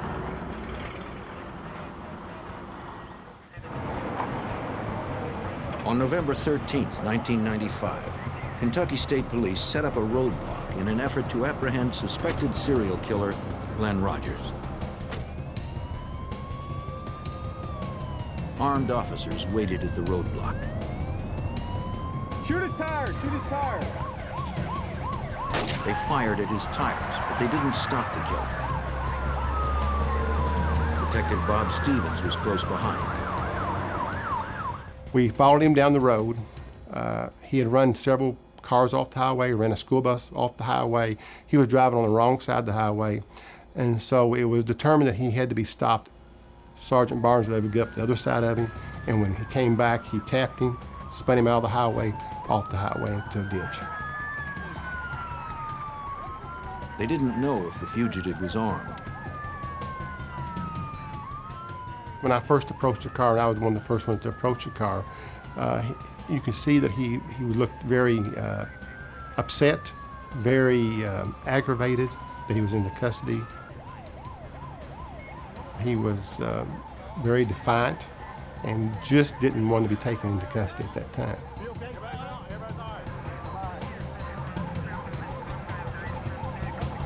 After a 2-month killing spree that spanned the country and left 4 women dead, Glenn Rogers was finally in custody.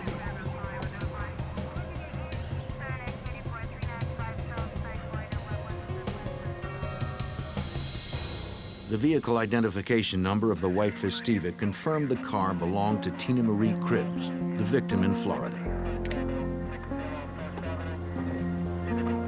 Technicians scoured the car for evidence. They found shorts with blood on them, a blanket, and a woman's purse. These and other items linked Rogers to the murders in Mississippi, Louisiana, and Florida.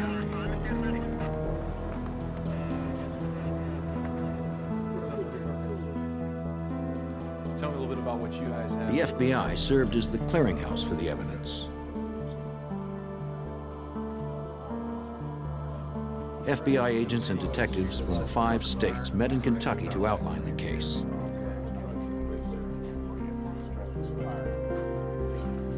Special Agent John Huber helped plan the meeting. What they did do was put together all the information that everyone had, share information, and also that the FBI laboratory would process all the evidence in this case so that one agency would have custody of all the evidence and do the analysis. Agents and detectives agreed that their best case against Rogers was in Florida. Tampa detective Julie Masucci met with detectives and prosecutors to review the evidence.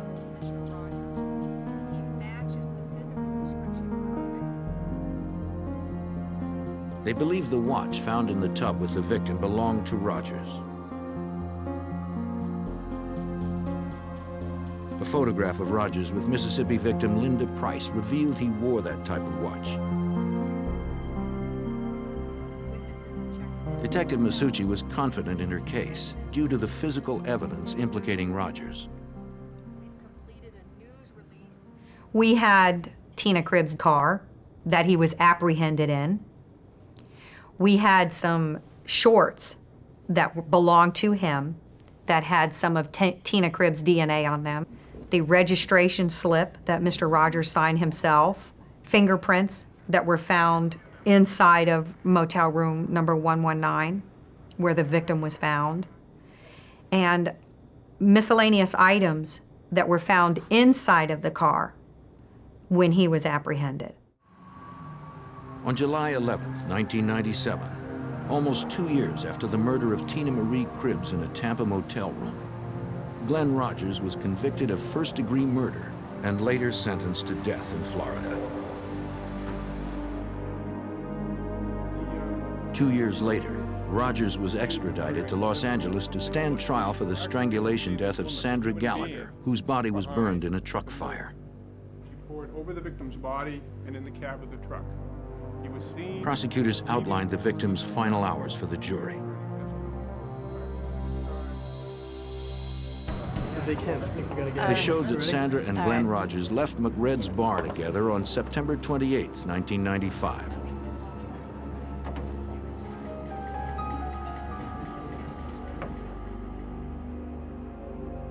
At some point, there was a struggle, perhaps as Rogers made an unwanted sexual advance. He strangled her, crushing her windpipe.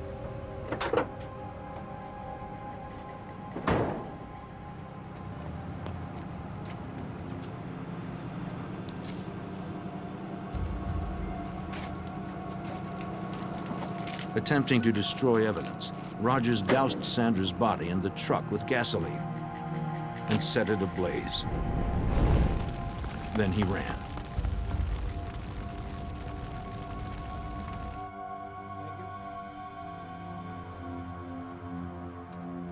On July 16, 1999, a jury again found Glenn Rogers guilty of murder. He was sentenced to a second death penalty in the state of California.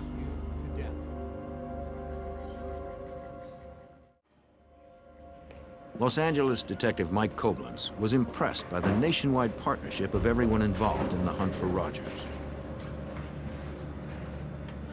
That's really what made this case come together, was the interagency cooperation, and not just in Los Angeles, but in Jackson, Mississippi, Tampa, Florida, and later Bossier City, Louisiana, the FBI, the press, the different news agencies that were able to get the information out. We truly worked together on this, and it came to a successful conclusion down the road. Since Glenn Rogers already had 2 death sentences, Louisiana and Mississippi prosecutors decided to spare the families of the victims emotional trials. Glenn Rogers left at least 11 children without mothers. The importance of stopping him was clear to Detective Julie Masucci and the other investigators. As a woman, not as a detective, not as a police officer, but as a female, I think that there should be a lot of women that feel safe that he's off of the streets. He had no regard for human life. He had no regard for the feelings of the families that are left behind. He didn't care. And I'm happy that he's behind bars. And I'm happy that he'll never step foot outside of a prison system that he could put other females at risk. Investigators suspect Rogers is responsible for more unsolved murders. He told family members during his rampage that he had killed dozens. Authorities continue to pursue those unsolved murders to close the cases that can be linked to Glenn Rogers.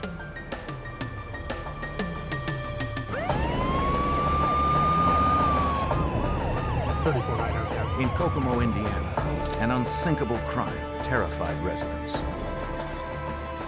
A young woman disappeared, apparently kidnapped. After several days of searching, a former FBI profiler narrowed the suspect list to 1. Agents and detectives followed the trail across state lines, hoping to find the victim before her time ran out.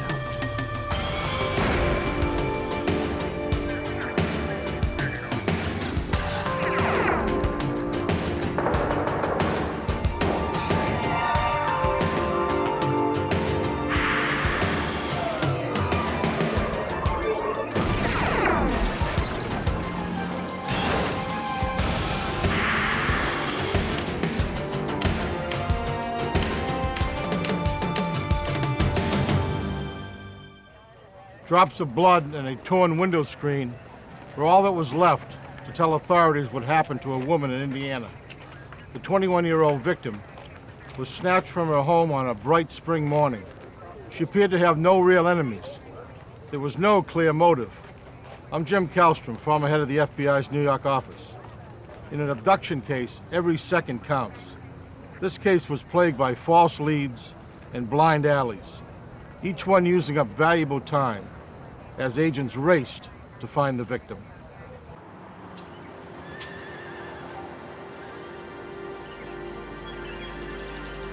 Late spring 1998, Howard County, Indiana.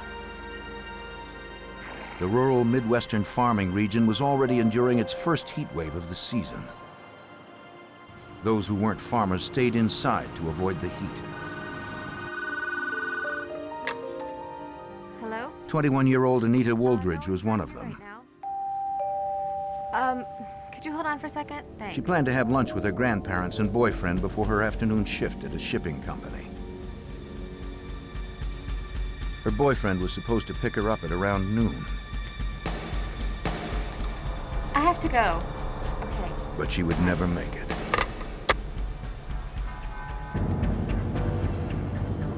At about 12:30, Anita's mother returned home from work. She was surprised to see her daughter's boyfriend standing out front.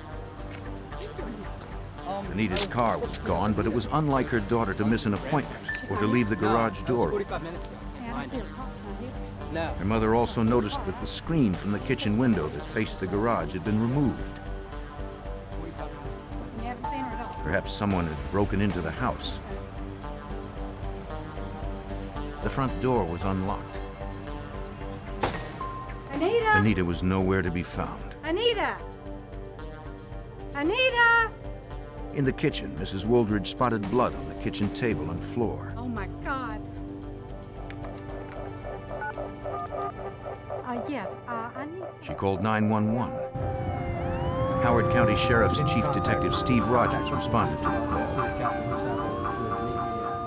I don't know that any of us really knew exactly what we had at that time. We just knew that we had some very suspicious circumstances. We had what appeared to be possibly a forced entry, and that the screen had been removed, and that some blood indicated that there could have been a violent act. The detective issued an APB for Anita and her blue sedan and called in a forensic team that included officers from the nearby city of Kokomo. Technicians recorded the scene while the evidence was still fresh. They retrieved blood from the kitchen, but could not determine if it was Anita's without a sample from the missing girl. The screen found in the garage had been forced out from the kitchen window. Investigators dusted the area for prints. None that were lifted yielded any clues. Detectives interviewed Anita's parents to learn more about their daughter. They described her as a responsible young woman who held a steady job and who would never break plans without calling. We had a missing person that was responsible and would not have just run off. We found nothing in our interviews with witnesses, talking to family members, that Anita had any problems at home, that she would have just taken off without any explanation. Okay, good. I need to know what The detective questioned Anita's boyfriend, who she had been dating for several months. I came over here. He claimed to have arrived at Anita's at about 11:45 and had been there for 45 minutes when her mother pulled up. Just hanging out. Pick up Anita. Before that, he had been with friends until around 11. 11:45. Tell me about you and Anita, how you two get along. That left 90 minutes during which his activities could not be corroborated. Wait. Stay right He here. had no idea where Anita might be and agreed to come to the station for further questioning if necessary. We were fine. It was boyfriend, girlfriend. Authorities examined Anita's bedroom. Mrs. Wooldridge pointed out that Anita's work clothes were still there. She spoke to her daughter's supervisor, but he said Anita had not yet arrived. Supervisor's name is Mr. Johnson, 451-2345. The detective called again to see if she had ever shown up.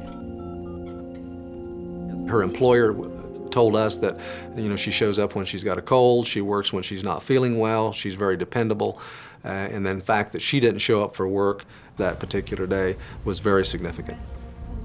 Mrs. Wooldridge said that the only thing missing from Anita's room was a red bathrobe that she had recently embroidered for her daughter. Forensic technicians retrieved hair samples from Anita's brush to begin the lengthy process of mapping her DNA. In the bathroom, Anita had left her glasses and contacts behind. She couldn't drive without them, but her car and her keys were gone. Mr. and Mrs. Wooldridge had also discovered that their bed had been stripped of its comforter and the sheets were rumpled. Investigators suspected that Anita may have been raped there.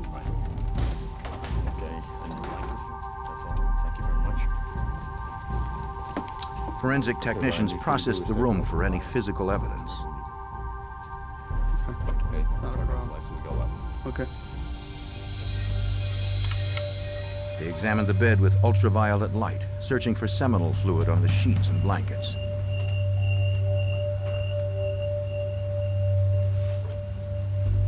The bedding was clean.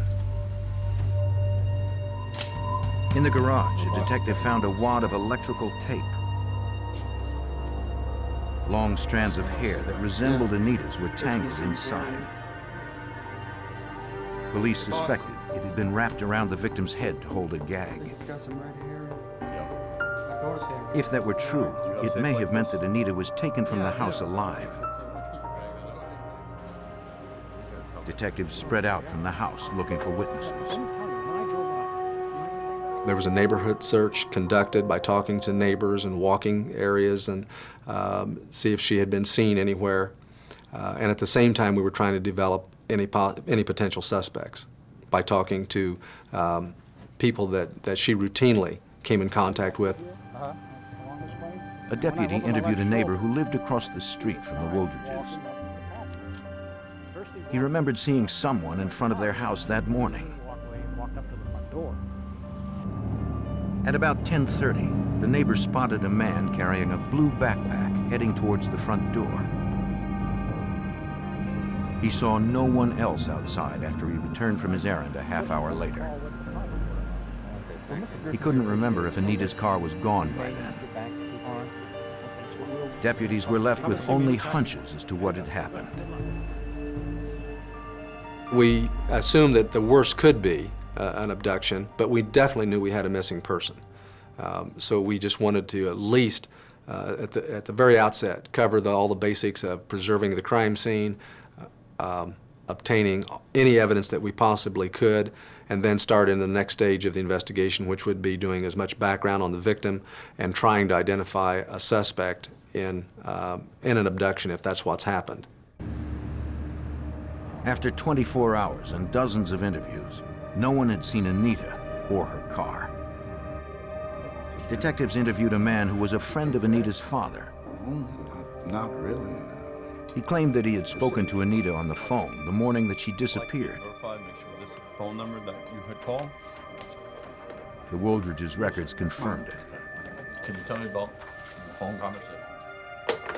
The man said he called at about 10:30 or so and asked to speak to Mr. Wooldridge. Hey. Anita said her father wasn't there and that she was the only one home. Before she could take a message, she asked him to hold on. Someone was at the door.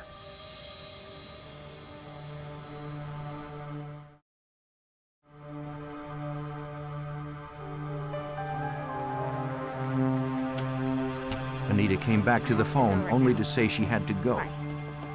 She did not say who had come to the house. It's almost like you Increasingly, detectives were convinced that Anita met with foul play. gotta go.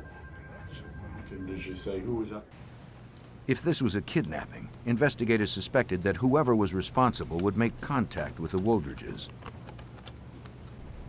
Technicians tapped the family's phone line. They would be ready if a call came in. Investigators also began to search for anyone who might have had reason to harm Anita. We had no immediate suspects other than we started looking into all those people that had been in contact with Anita recently. Detectives interviewed Anita's co-workers at the shipping company. Anita was having any problems at work? They claimed Anita didn't have any problems with anyone at the job. We were all over having drinks and having a good time after work. But they did remember something a few weeks before she disappeared.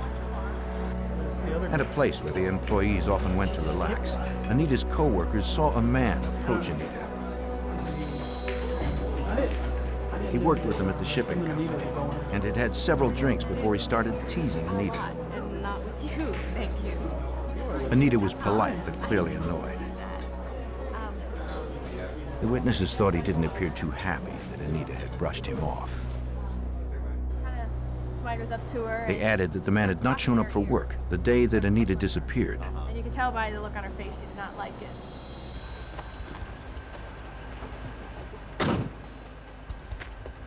Morning, Detectives went to question the employee who was at home. The disappearance of Anita? Yeah. And I'm investigating. He claimed that his encounter with Anita in the restaurant was an innocent exchange. We're friends. We're co-workers. On the morning she disappeared, he said he came into work before his shift and explained to his supervisor that he needed the day off. Well, not me. I didn't do anything. He wanted to work on I'm his out here working car. on my car. And that you're hiding? No. His supervisor confirmed the alibi. Sorry for the interruptions, but these are questions. As the hours ticked by, family and friends posted missing persons flyers throughout the area. If I could put one of these up in your window. They asked for anyone to call with information about their daughter or her car. Or the car. They also contacted the media to spread the word beyond We Kokomo. haven't heard a thing.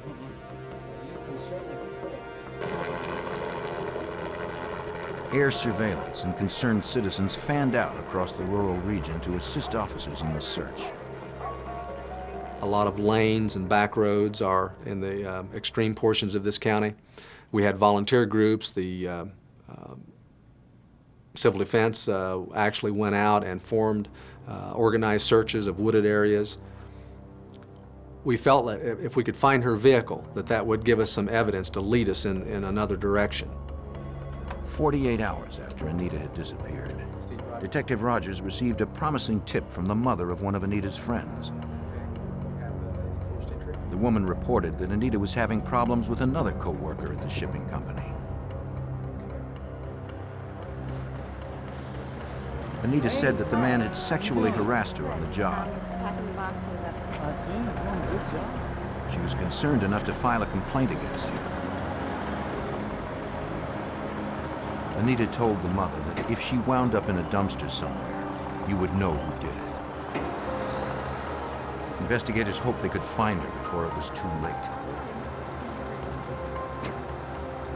They knew every hour she was gone lessened the likelihood Anita would be found alive. Did he say anything about... Detectives returned to the shipping company. The supervisor told them that he had no record of a sexual harassment complaint filed against the employee. He left on his own accord. He added that the man had resigned 3 weeks earlier and left the state for college. The suspect remained on the list until detectives could determine his whereabouts at the time of Anita's disappearance. While the lead was being checked, investigators continued their search for suspects in the area. They asked Anita's boyfriend to take a lie detector test since his alibi could not be corroborated on the morning Anita went missing. The test consisted of only 2 questions. Did he have anything to do with the disappearance of Anita Wooldridge? And did he know where Anita could be found? He answered no to both, but was found to be deceptive. He remained a suspect, though police had no evidence with which to hold him. After 2 days of searching, investigators were no closer to finding the missing woman. And the chances that she was still alive decreased with each passing day. 2 days after 21-year-old Anita Wooldridge disappeared from her suburban home in Indiana, Howard County sheriffs had identified her co-worker and her boyfriend as possible suspects in her abduction. Though evidence found at her house suggested that she'd been taken alive, investigators knew that time was against them.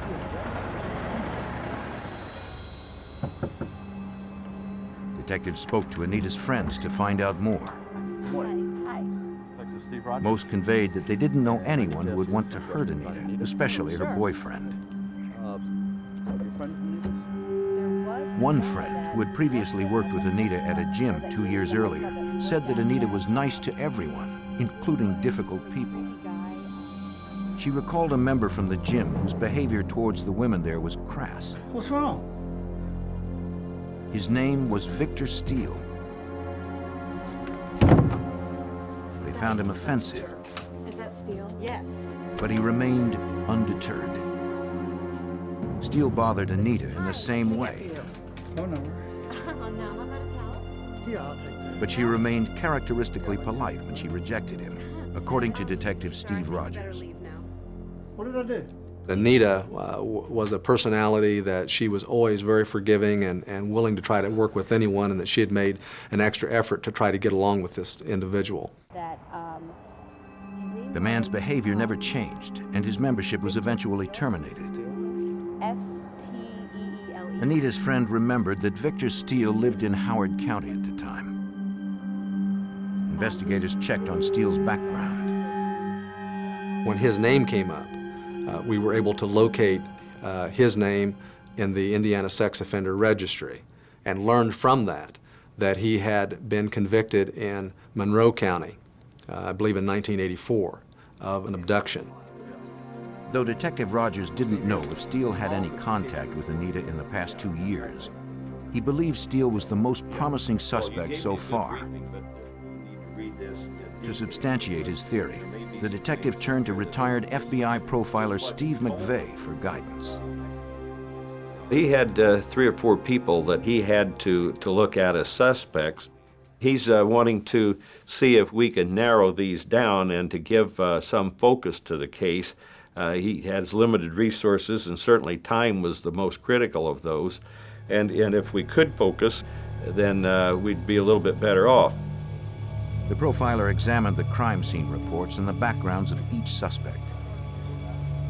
41-year-old Victor Steele's background stood out. The circumstances surrounding Steele's conviction 15 years earlier had many similarities to Anita's disappearance. In December of 1984, Steele had stalked a woman on an Indiana University campus where he was a student. One night, he waited outside for her boyfriend to leave. Like Anita, the young woman had previously turned down his advances. Knowing she was alone, Steele approached the house.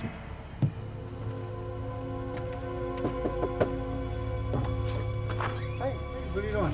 When the woman answered her door, Steele pushed his way inside. Just want to talk to you, that's all. Let me talk to you. You treat me terrible. I don't understand it. He pulled a knife from a blue backpack and threatened to kill her if she did not submit to being raped. He'd had contact with her. He didn't live all that far from her.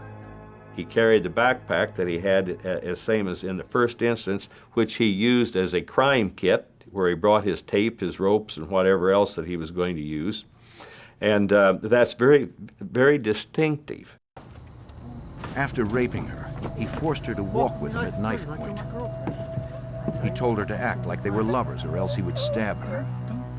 The profiler recognized that part of Steele's fantasy was to feel like he was her boyfriend. He had hoped to make this gal love him, his victim love him. He didn't look at it as a rape. Now, 15 years later, if it were the same guy, he would have the same signature, but he would be more sophisticated about it.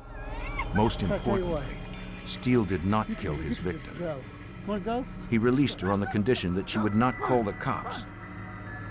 She agreed, then ran to the nearest phone to call 911. Victor Steele was arrested hours later. I think that he looks back on the case in 1984 as a mistake, that he was not thorough enough in indoctrinating her or winning her over as sufficiently as he thought he had.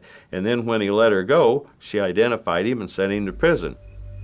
Victor Steele served 8 years behind bars for first-degree rape and abduction. He was distraught over the conviction. In prison, Steele attempted suicide twice.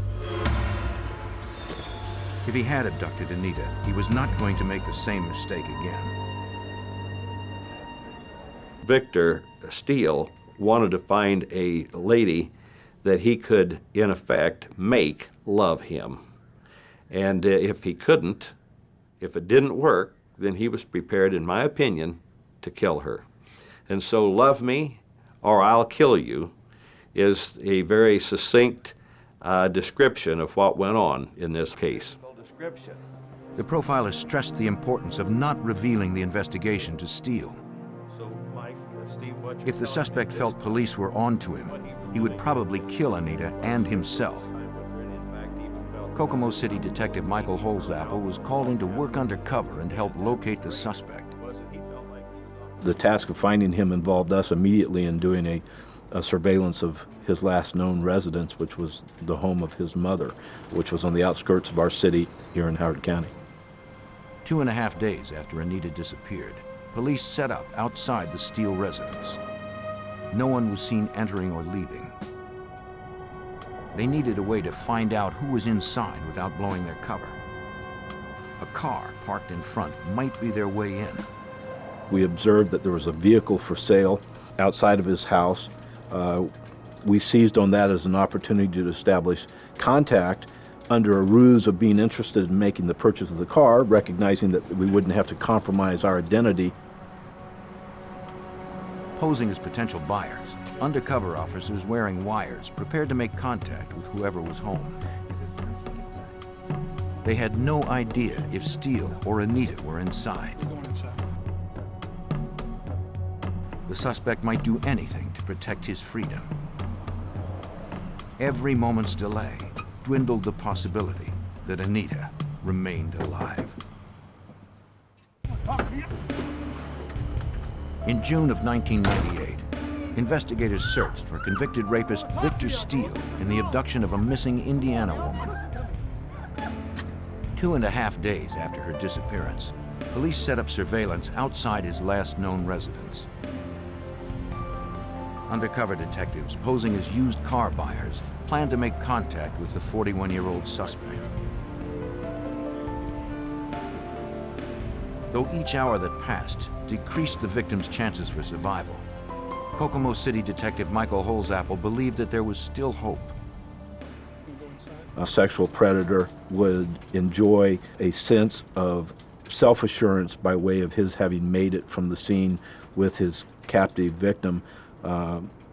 That probably presented a window of opportunity to us as investigators that she would still be kept alive. Wired for their own safety, they knew that approaching the house may put the victim at risk if Victor Steele discovered that he was a suspect, according to retired FBI profiler Steve McVeigh. I told him, tell your guys you've got to be extremely discreet in this whole investigation, although we must press because time is of the essence. We have to do it in such a way that it arouses absolutely zero suspicion on Victor's part. And if he had any suspicion whatsoever that he had come under suspicion of the police, then he would dispose of her. An older woman answered the door. No. She told the undercover detectives that the car for sale belonged to her son, Victor. The detectives said they were ready to buy now and were invited inside to discuss the price and the vehicle's history. The mother claimed that her son had moved to Wisconsin a few weeks earlier. Without her permission or a warrant, detectives were unable to search the house independently. They believed she was not likely involved, but they weren't convinced that she wouldn't alert her son to the search. She added that Victor hadn't hooked up his phone yet in Wisconsin, so she had no way to reach him. No, he's gonna call. She would have to speak with him before she could set a price. Sometime he's here. Sometime he's here. The detectives promised to keep in touch and looked forward to speaking to the owner himself. The FBI profiler remained confident Victor Steele was the primary suspect. We could not eliminate him, and in fact, the secure place that I thought he would have taken her to, and where he could spend a significant amount of time with her, might very well be in a totally different area where no one knew him at all, and no one would have any idea of looking for him there. And that he very likely had gone and prepared a place and had in fact come back and taken her without his mother ever even knowing it. 24-hour surveillance by undercover officers continued as other team members discreetly gathered more background on Steele. They learned he was unemployed and owned a red pickup, but they could not figure out where he was staying. With each passing day, pressure to find the suspect and the victim mounted upon Howard County Chief Detective Steve Rogers. We wanted to find this young lady alive. People were looking at us and saying, well, gosh, can't you do something? And we weren't at liberty to talk about what we were doing and what we thought we could get done. We had to be very guarded with that information. Victor Steele's credit card statements revealed that he had rented a truck in Indiana a few days before the crime. Company records showed that Steele had traveled 910 miles round trip. Investigators divided the distance in half and traced a 450-mile circle around Kokomo, Indiana. One town that intersected was La Crosse, Wisconsin. Steele's credit card records also showed that he purchased gas at a convenience store on the date he rented the truck. Detectives called the parent company to determine the store's location. It was near La Crosse, Wisconsin. They notified the FBI that it was likely Victor Steele had crossed state lines with the victim. FBI Special Agent David Fitzgerald of the Eau Claire, Wisconsin resident agency was assigned the case. We were able to offer them the ability to bring in other agents if need be, to conduct investigation anywhere within the state of Wisconsin. And if things were going to lead out of the state of Wisconsin, the FBI is one of those agencies that has a network in place where we can contact people all over the country to help them out. 6 days after 21-year-old Anita Woldridge disappeared, her missing blue sedan was found close to her home on a suburban street in Howard County, Indiana. It was just a few miles from Steele's house. The car was unlocked, and the keys were still in the ignition. Investigators feared Anita's body might be stashed in the trunk.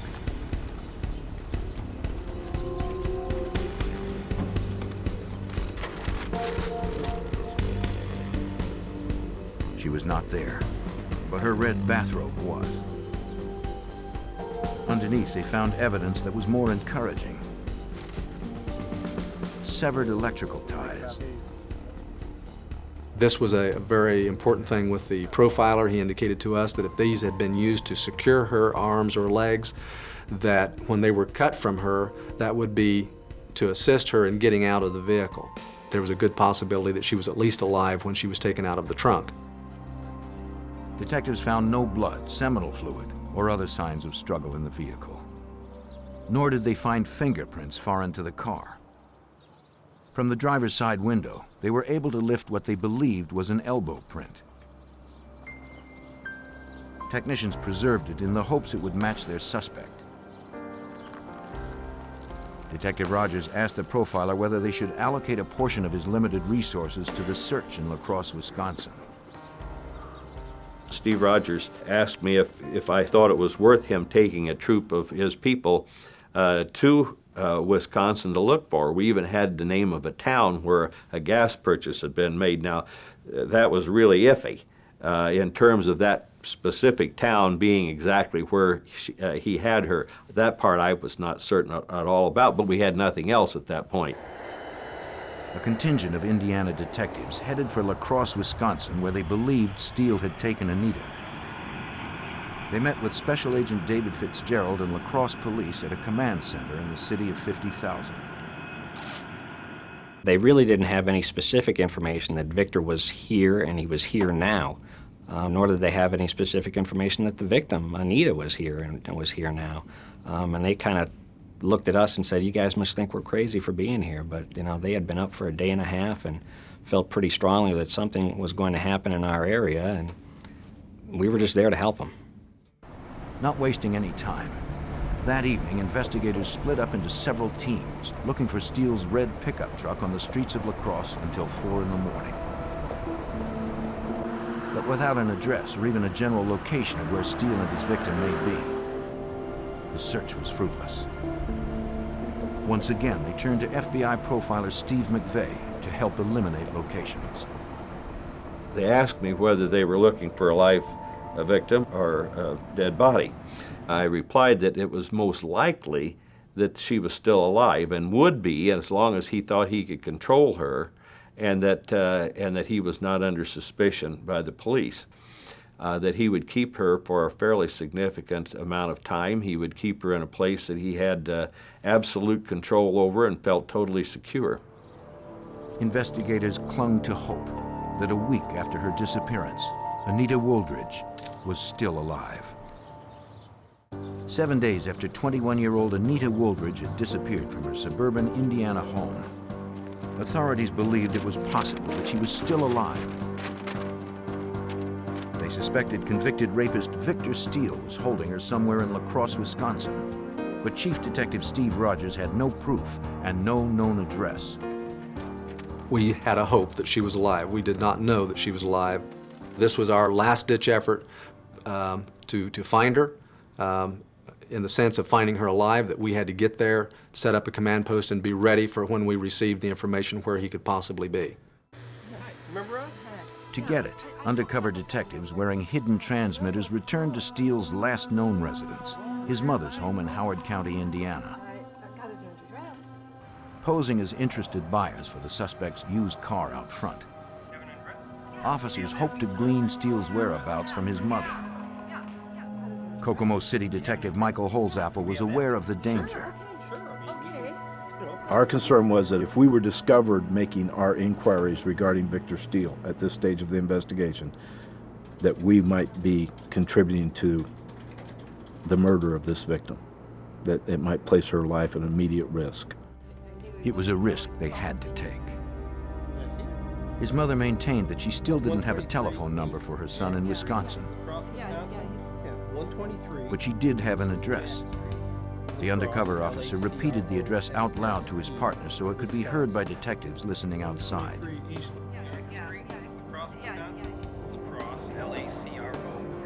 He immediately called Chief Detective Steve Rogers at the FBI office in La Crosse, Wisconsin. Captain, I got the address. My team people are in the street with the La Crosse Police Department and the La Crosse FBI, and I'm relaying this information, and at that particular point when I tell them, do you have a Clinton Street in La Crosse? And they looked at me rather strange and said yes. I said, that's where he's at. FBI and La Crosse detectives arrived in minutes. They identified the red pickup truck parked outside as Victor Steele's. As soon as Victor Steele's vehicle and residence were, in fact, under surveillance, I requested assistance with the local authorities there to go to a local court, local magistrate, and apply for a search warrant for the address on Clinton Street and for Victor Steele's vehicle and for the person of Victor Steele. While they waited for the warrants, agents contacted the owner who lived close by to find out if Steele had in fact rented the house. He confirmed the suspect was his tenant. Steele had claimed that he wanted to turn the building into a bookstore. The landlord provided a sketch of the building's interior layout.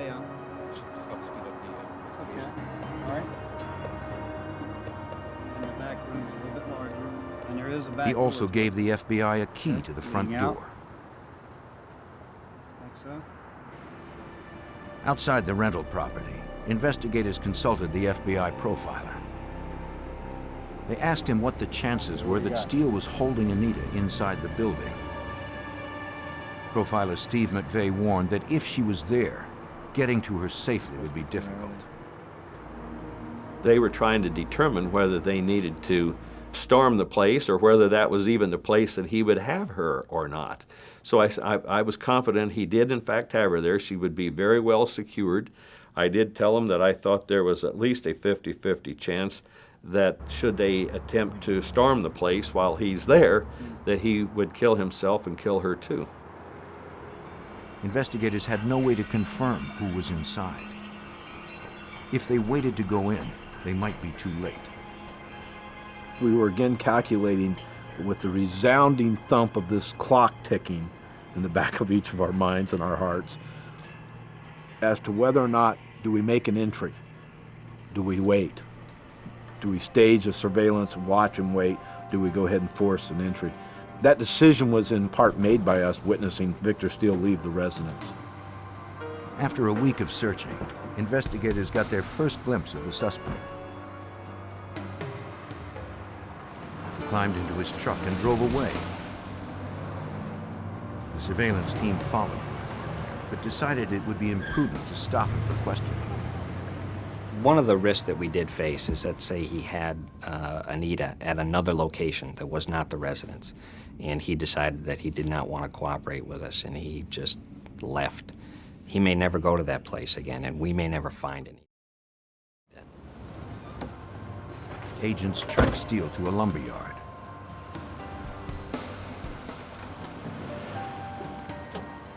A detective followed the suspect inside.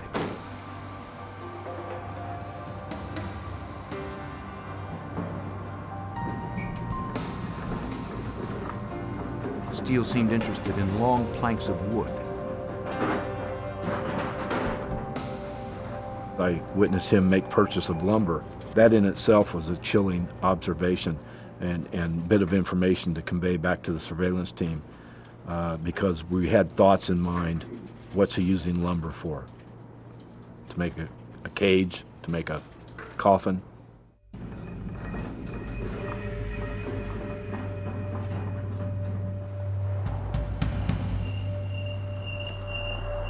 The detective reported back to the other investigators. They watched as Steele returned to his pickup with the lumber. Check it out and call him on the way out.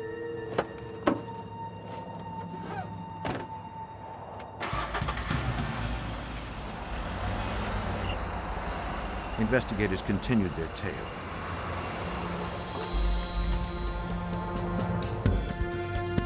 Steele retraced the route he had taken from his rental property. They had to decide soon if they were going to risk stopping him without knowing for sure where he was going or where he had stashed Anita. If he had her alive and she was somewhere else, he would have went to her by now. But since he had not been away from the residence to any other location, we felt strongly that if she was alive, that she would still be there at that residence. They decided they weren't going to let Steele return to the rental property.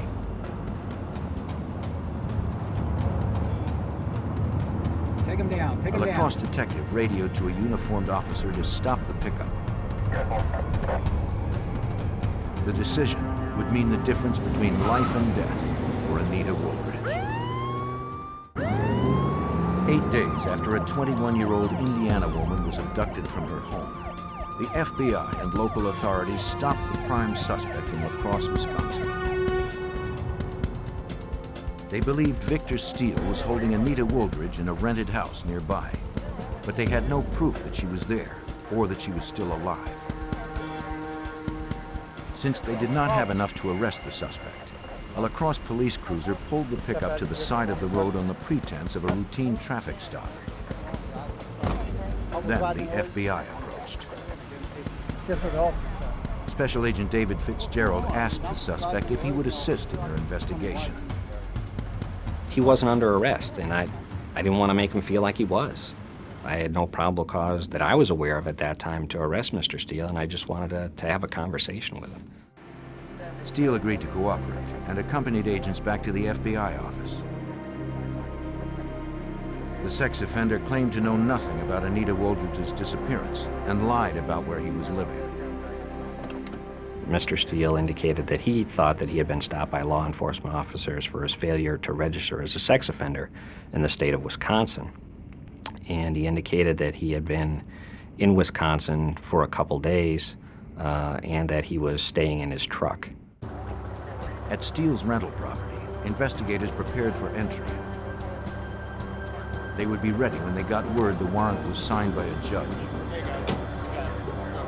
It was a difficult wait for Detective Michael Holzap.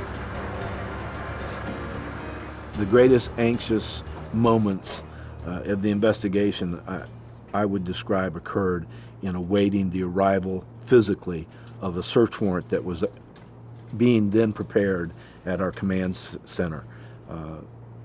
We had Victor Steele. He was no present threat to anyone. We didn't know what the condition or circumstance Anita was suffering at that moment. They got the warrant. The entry team used the key provided by the landlord. They exercised extreme caution, aware that the place may be booby-trapped. Anita, police! Officers swept through the rooms, including the basement, announcing their presence.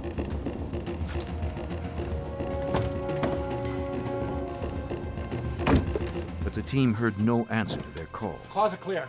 Closet clear! It appeared they had been wrong.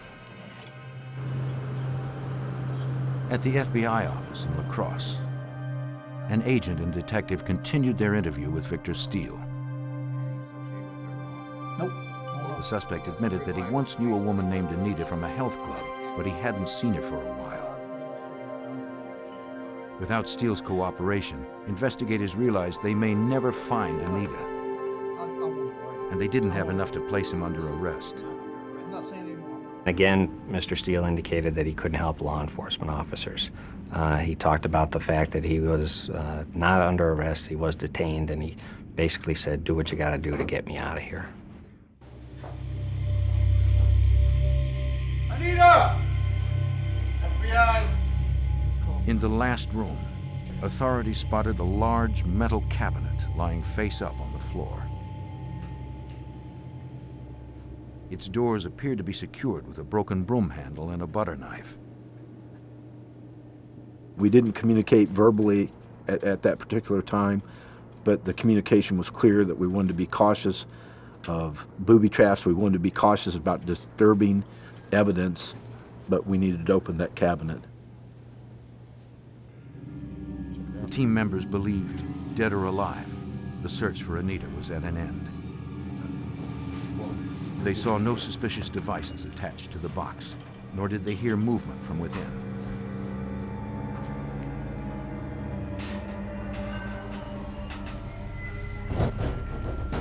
Carefully, they freed the cabinet's handles.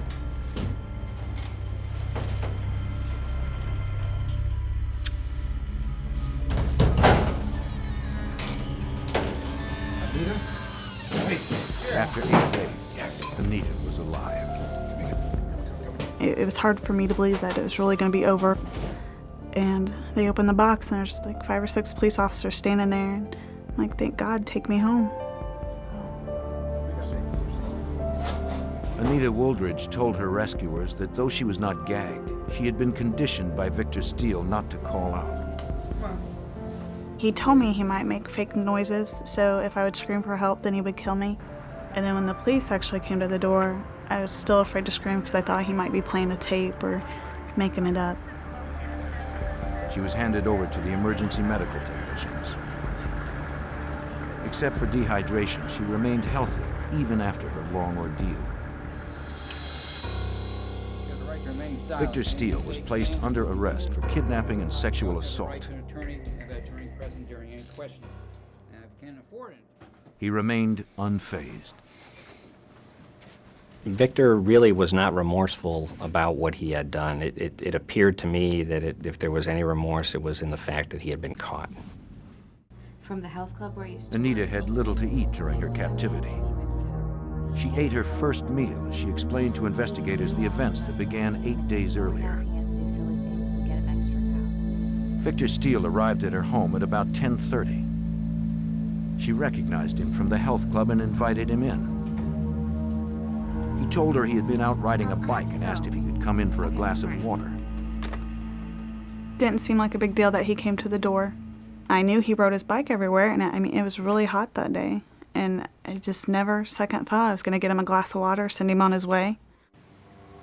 Anita asked Steele to wait while she wiped up blood from the kitchen floor where she had cut herself earlier.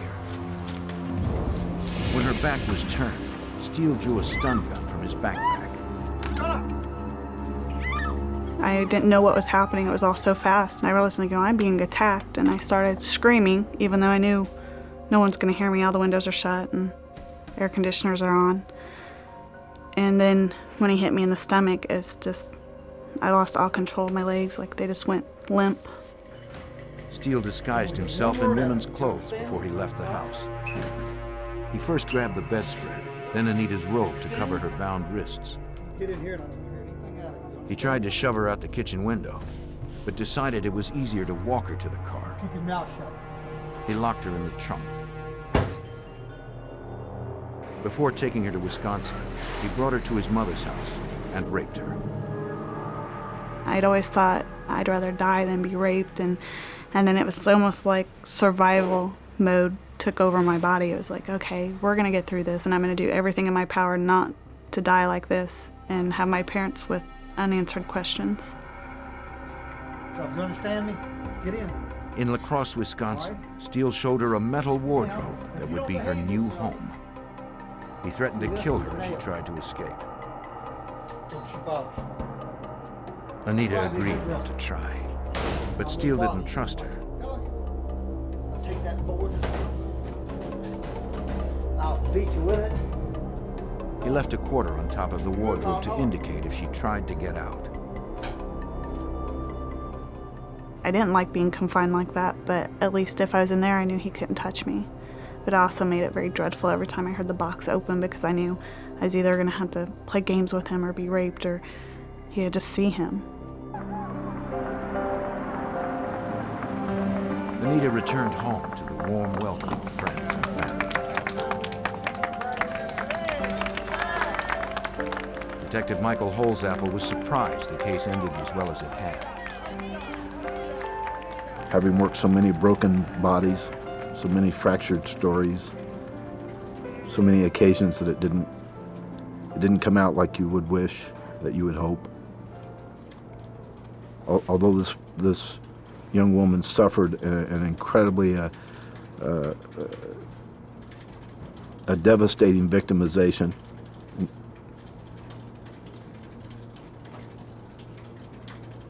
she's still alive, and people work together to support her in bringing her home alive. Victor Steele acted as his own attorney in his January 1999 trial and was convicted of kidnapping, carjacking, and weapons possession.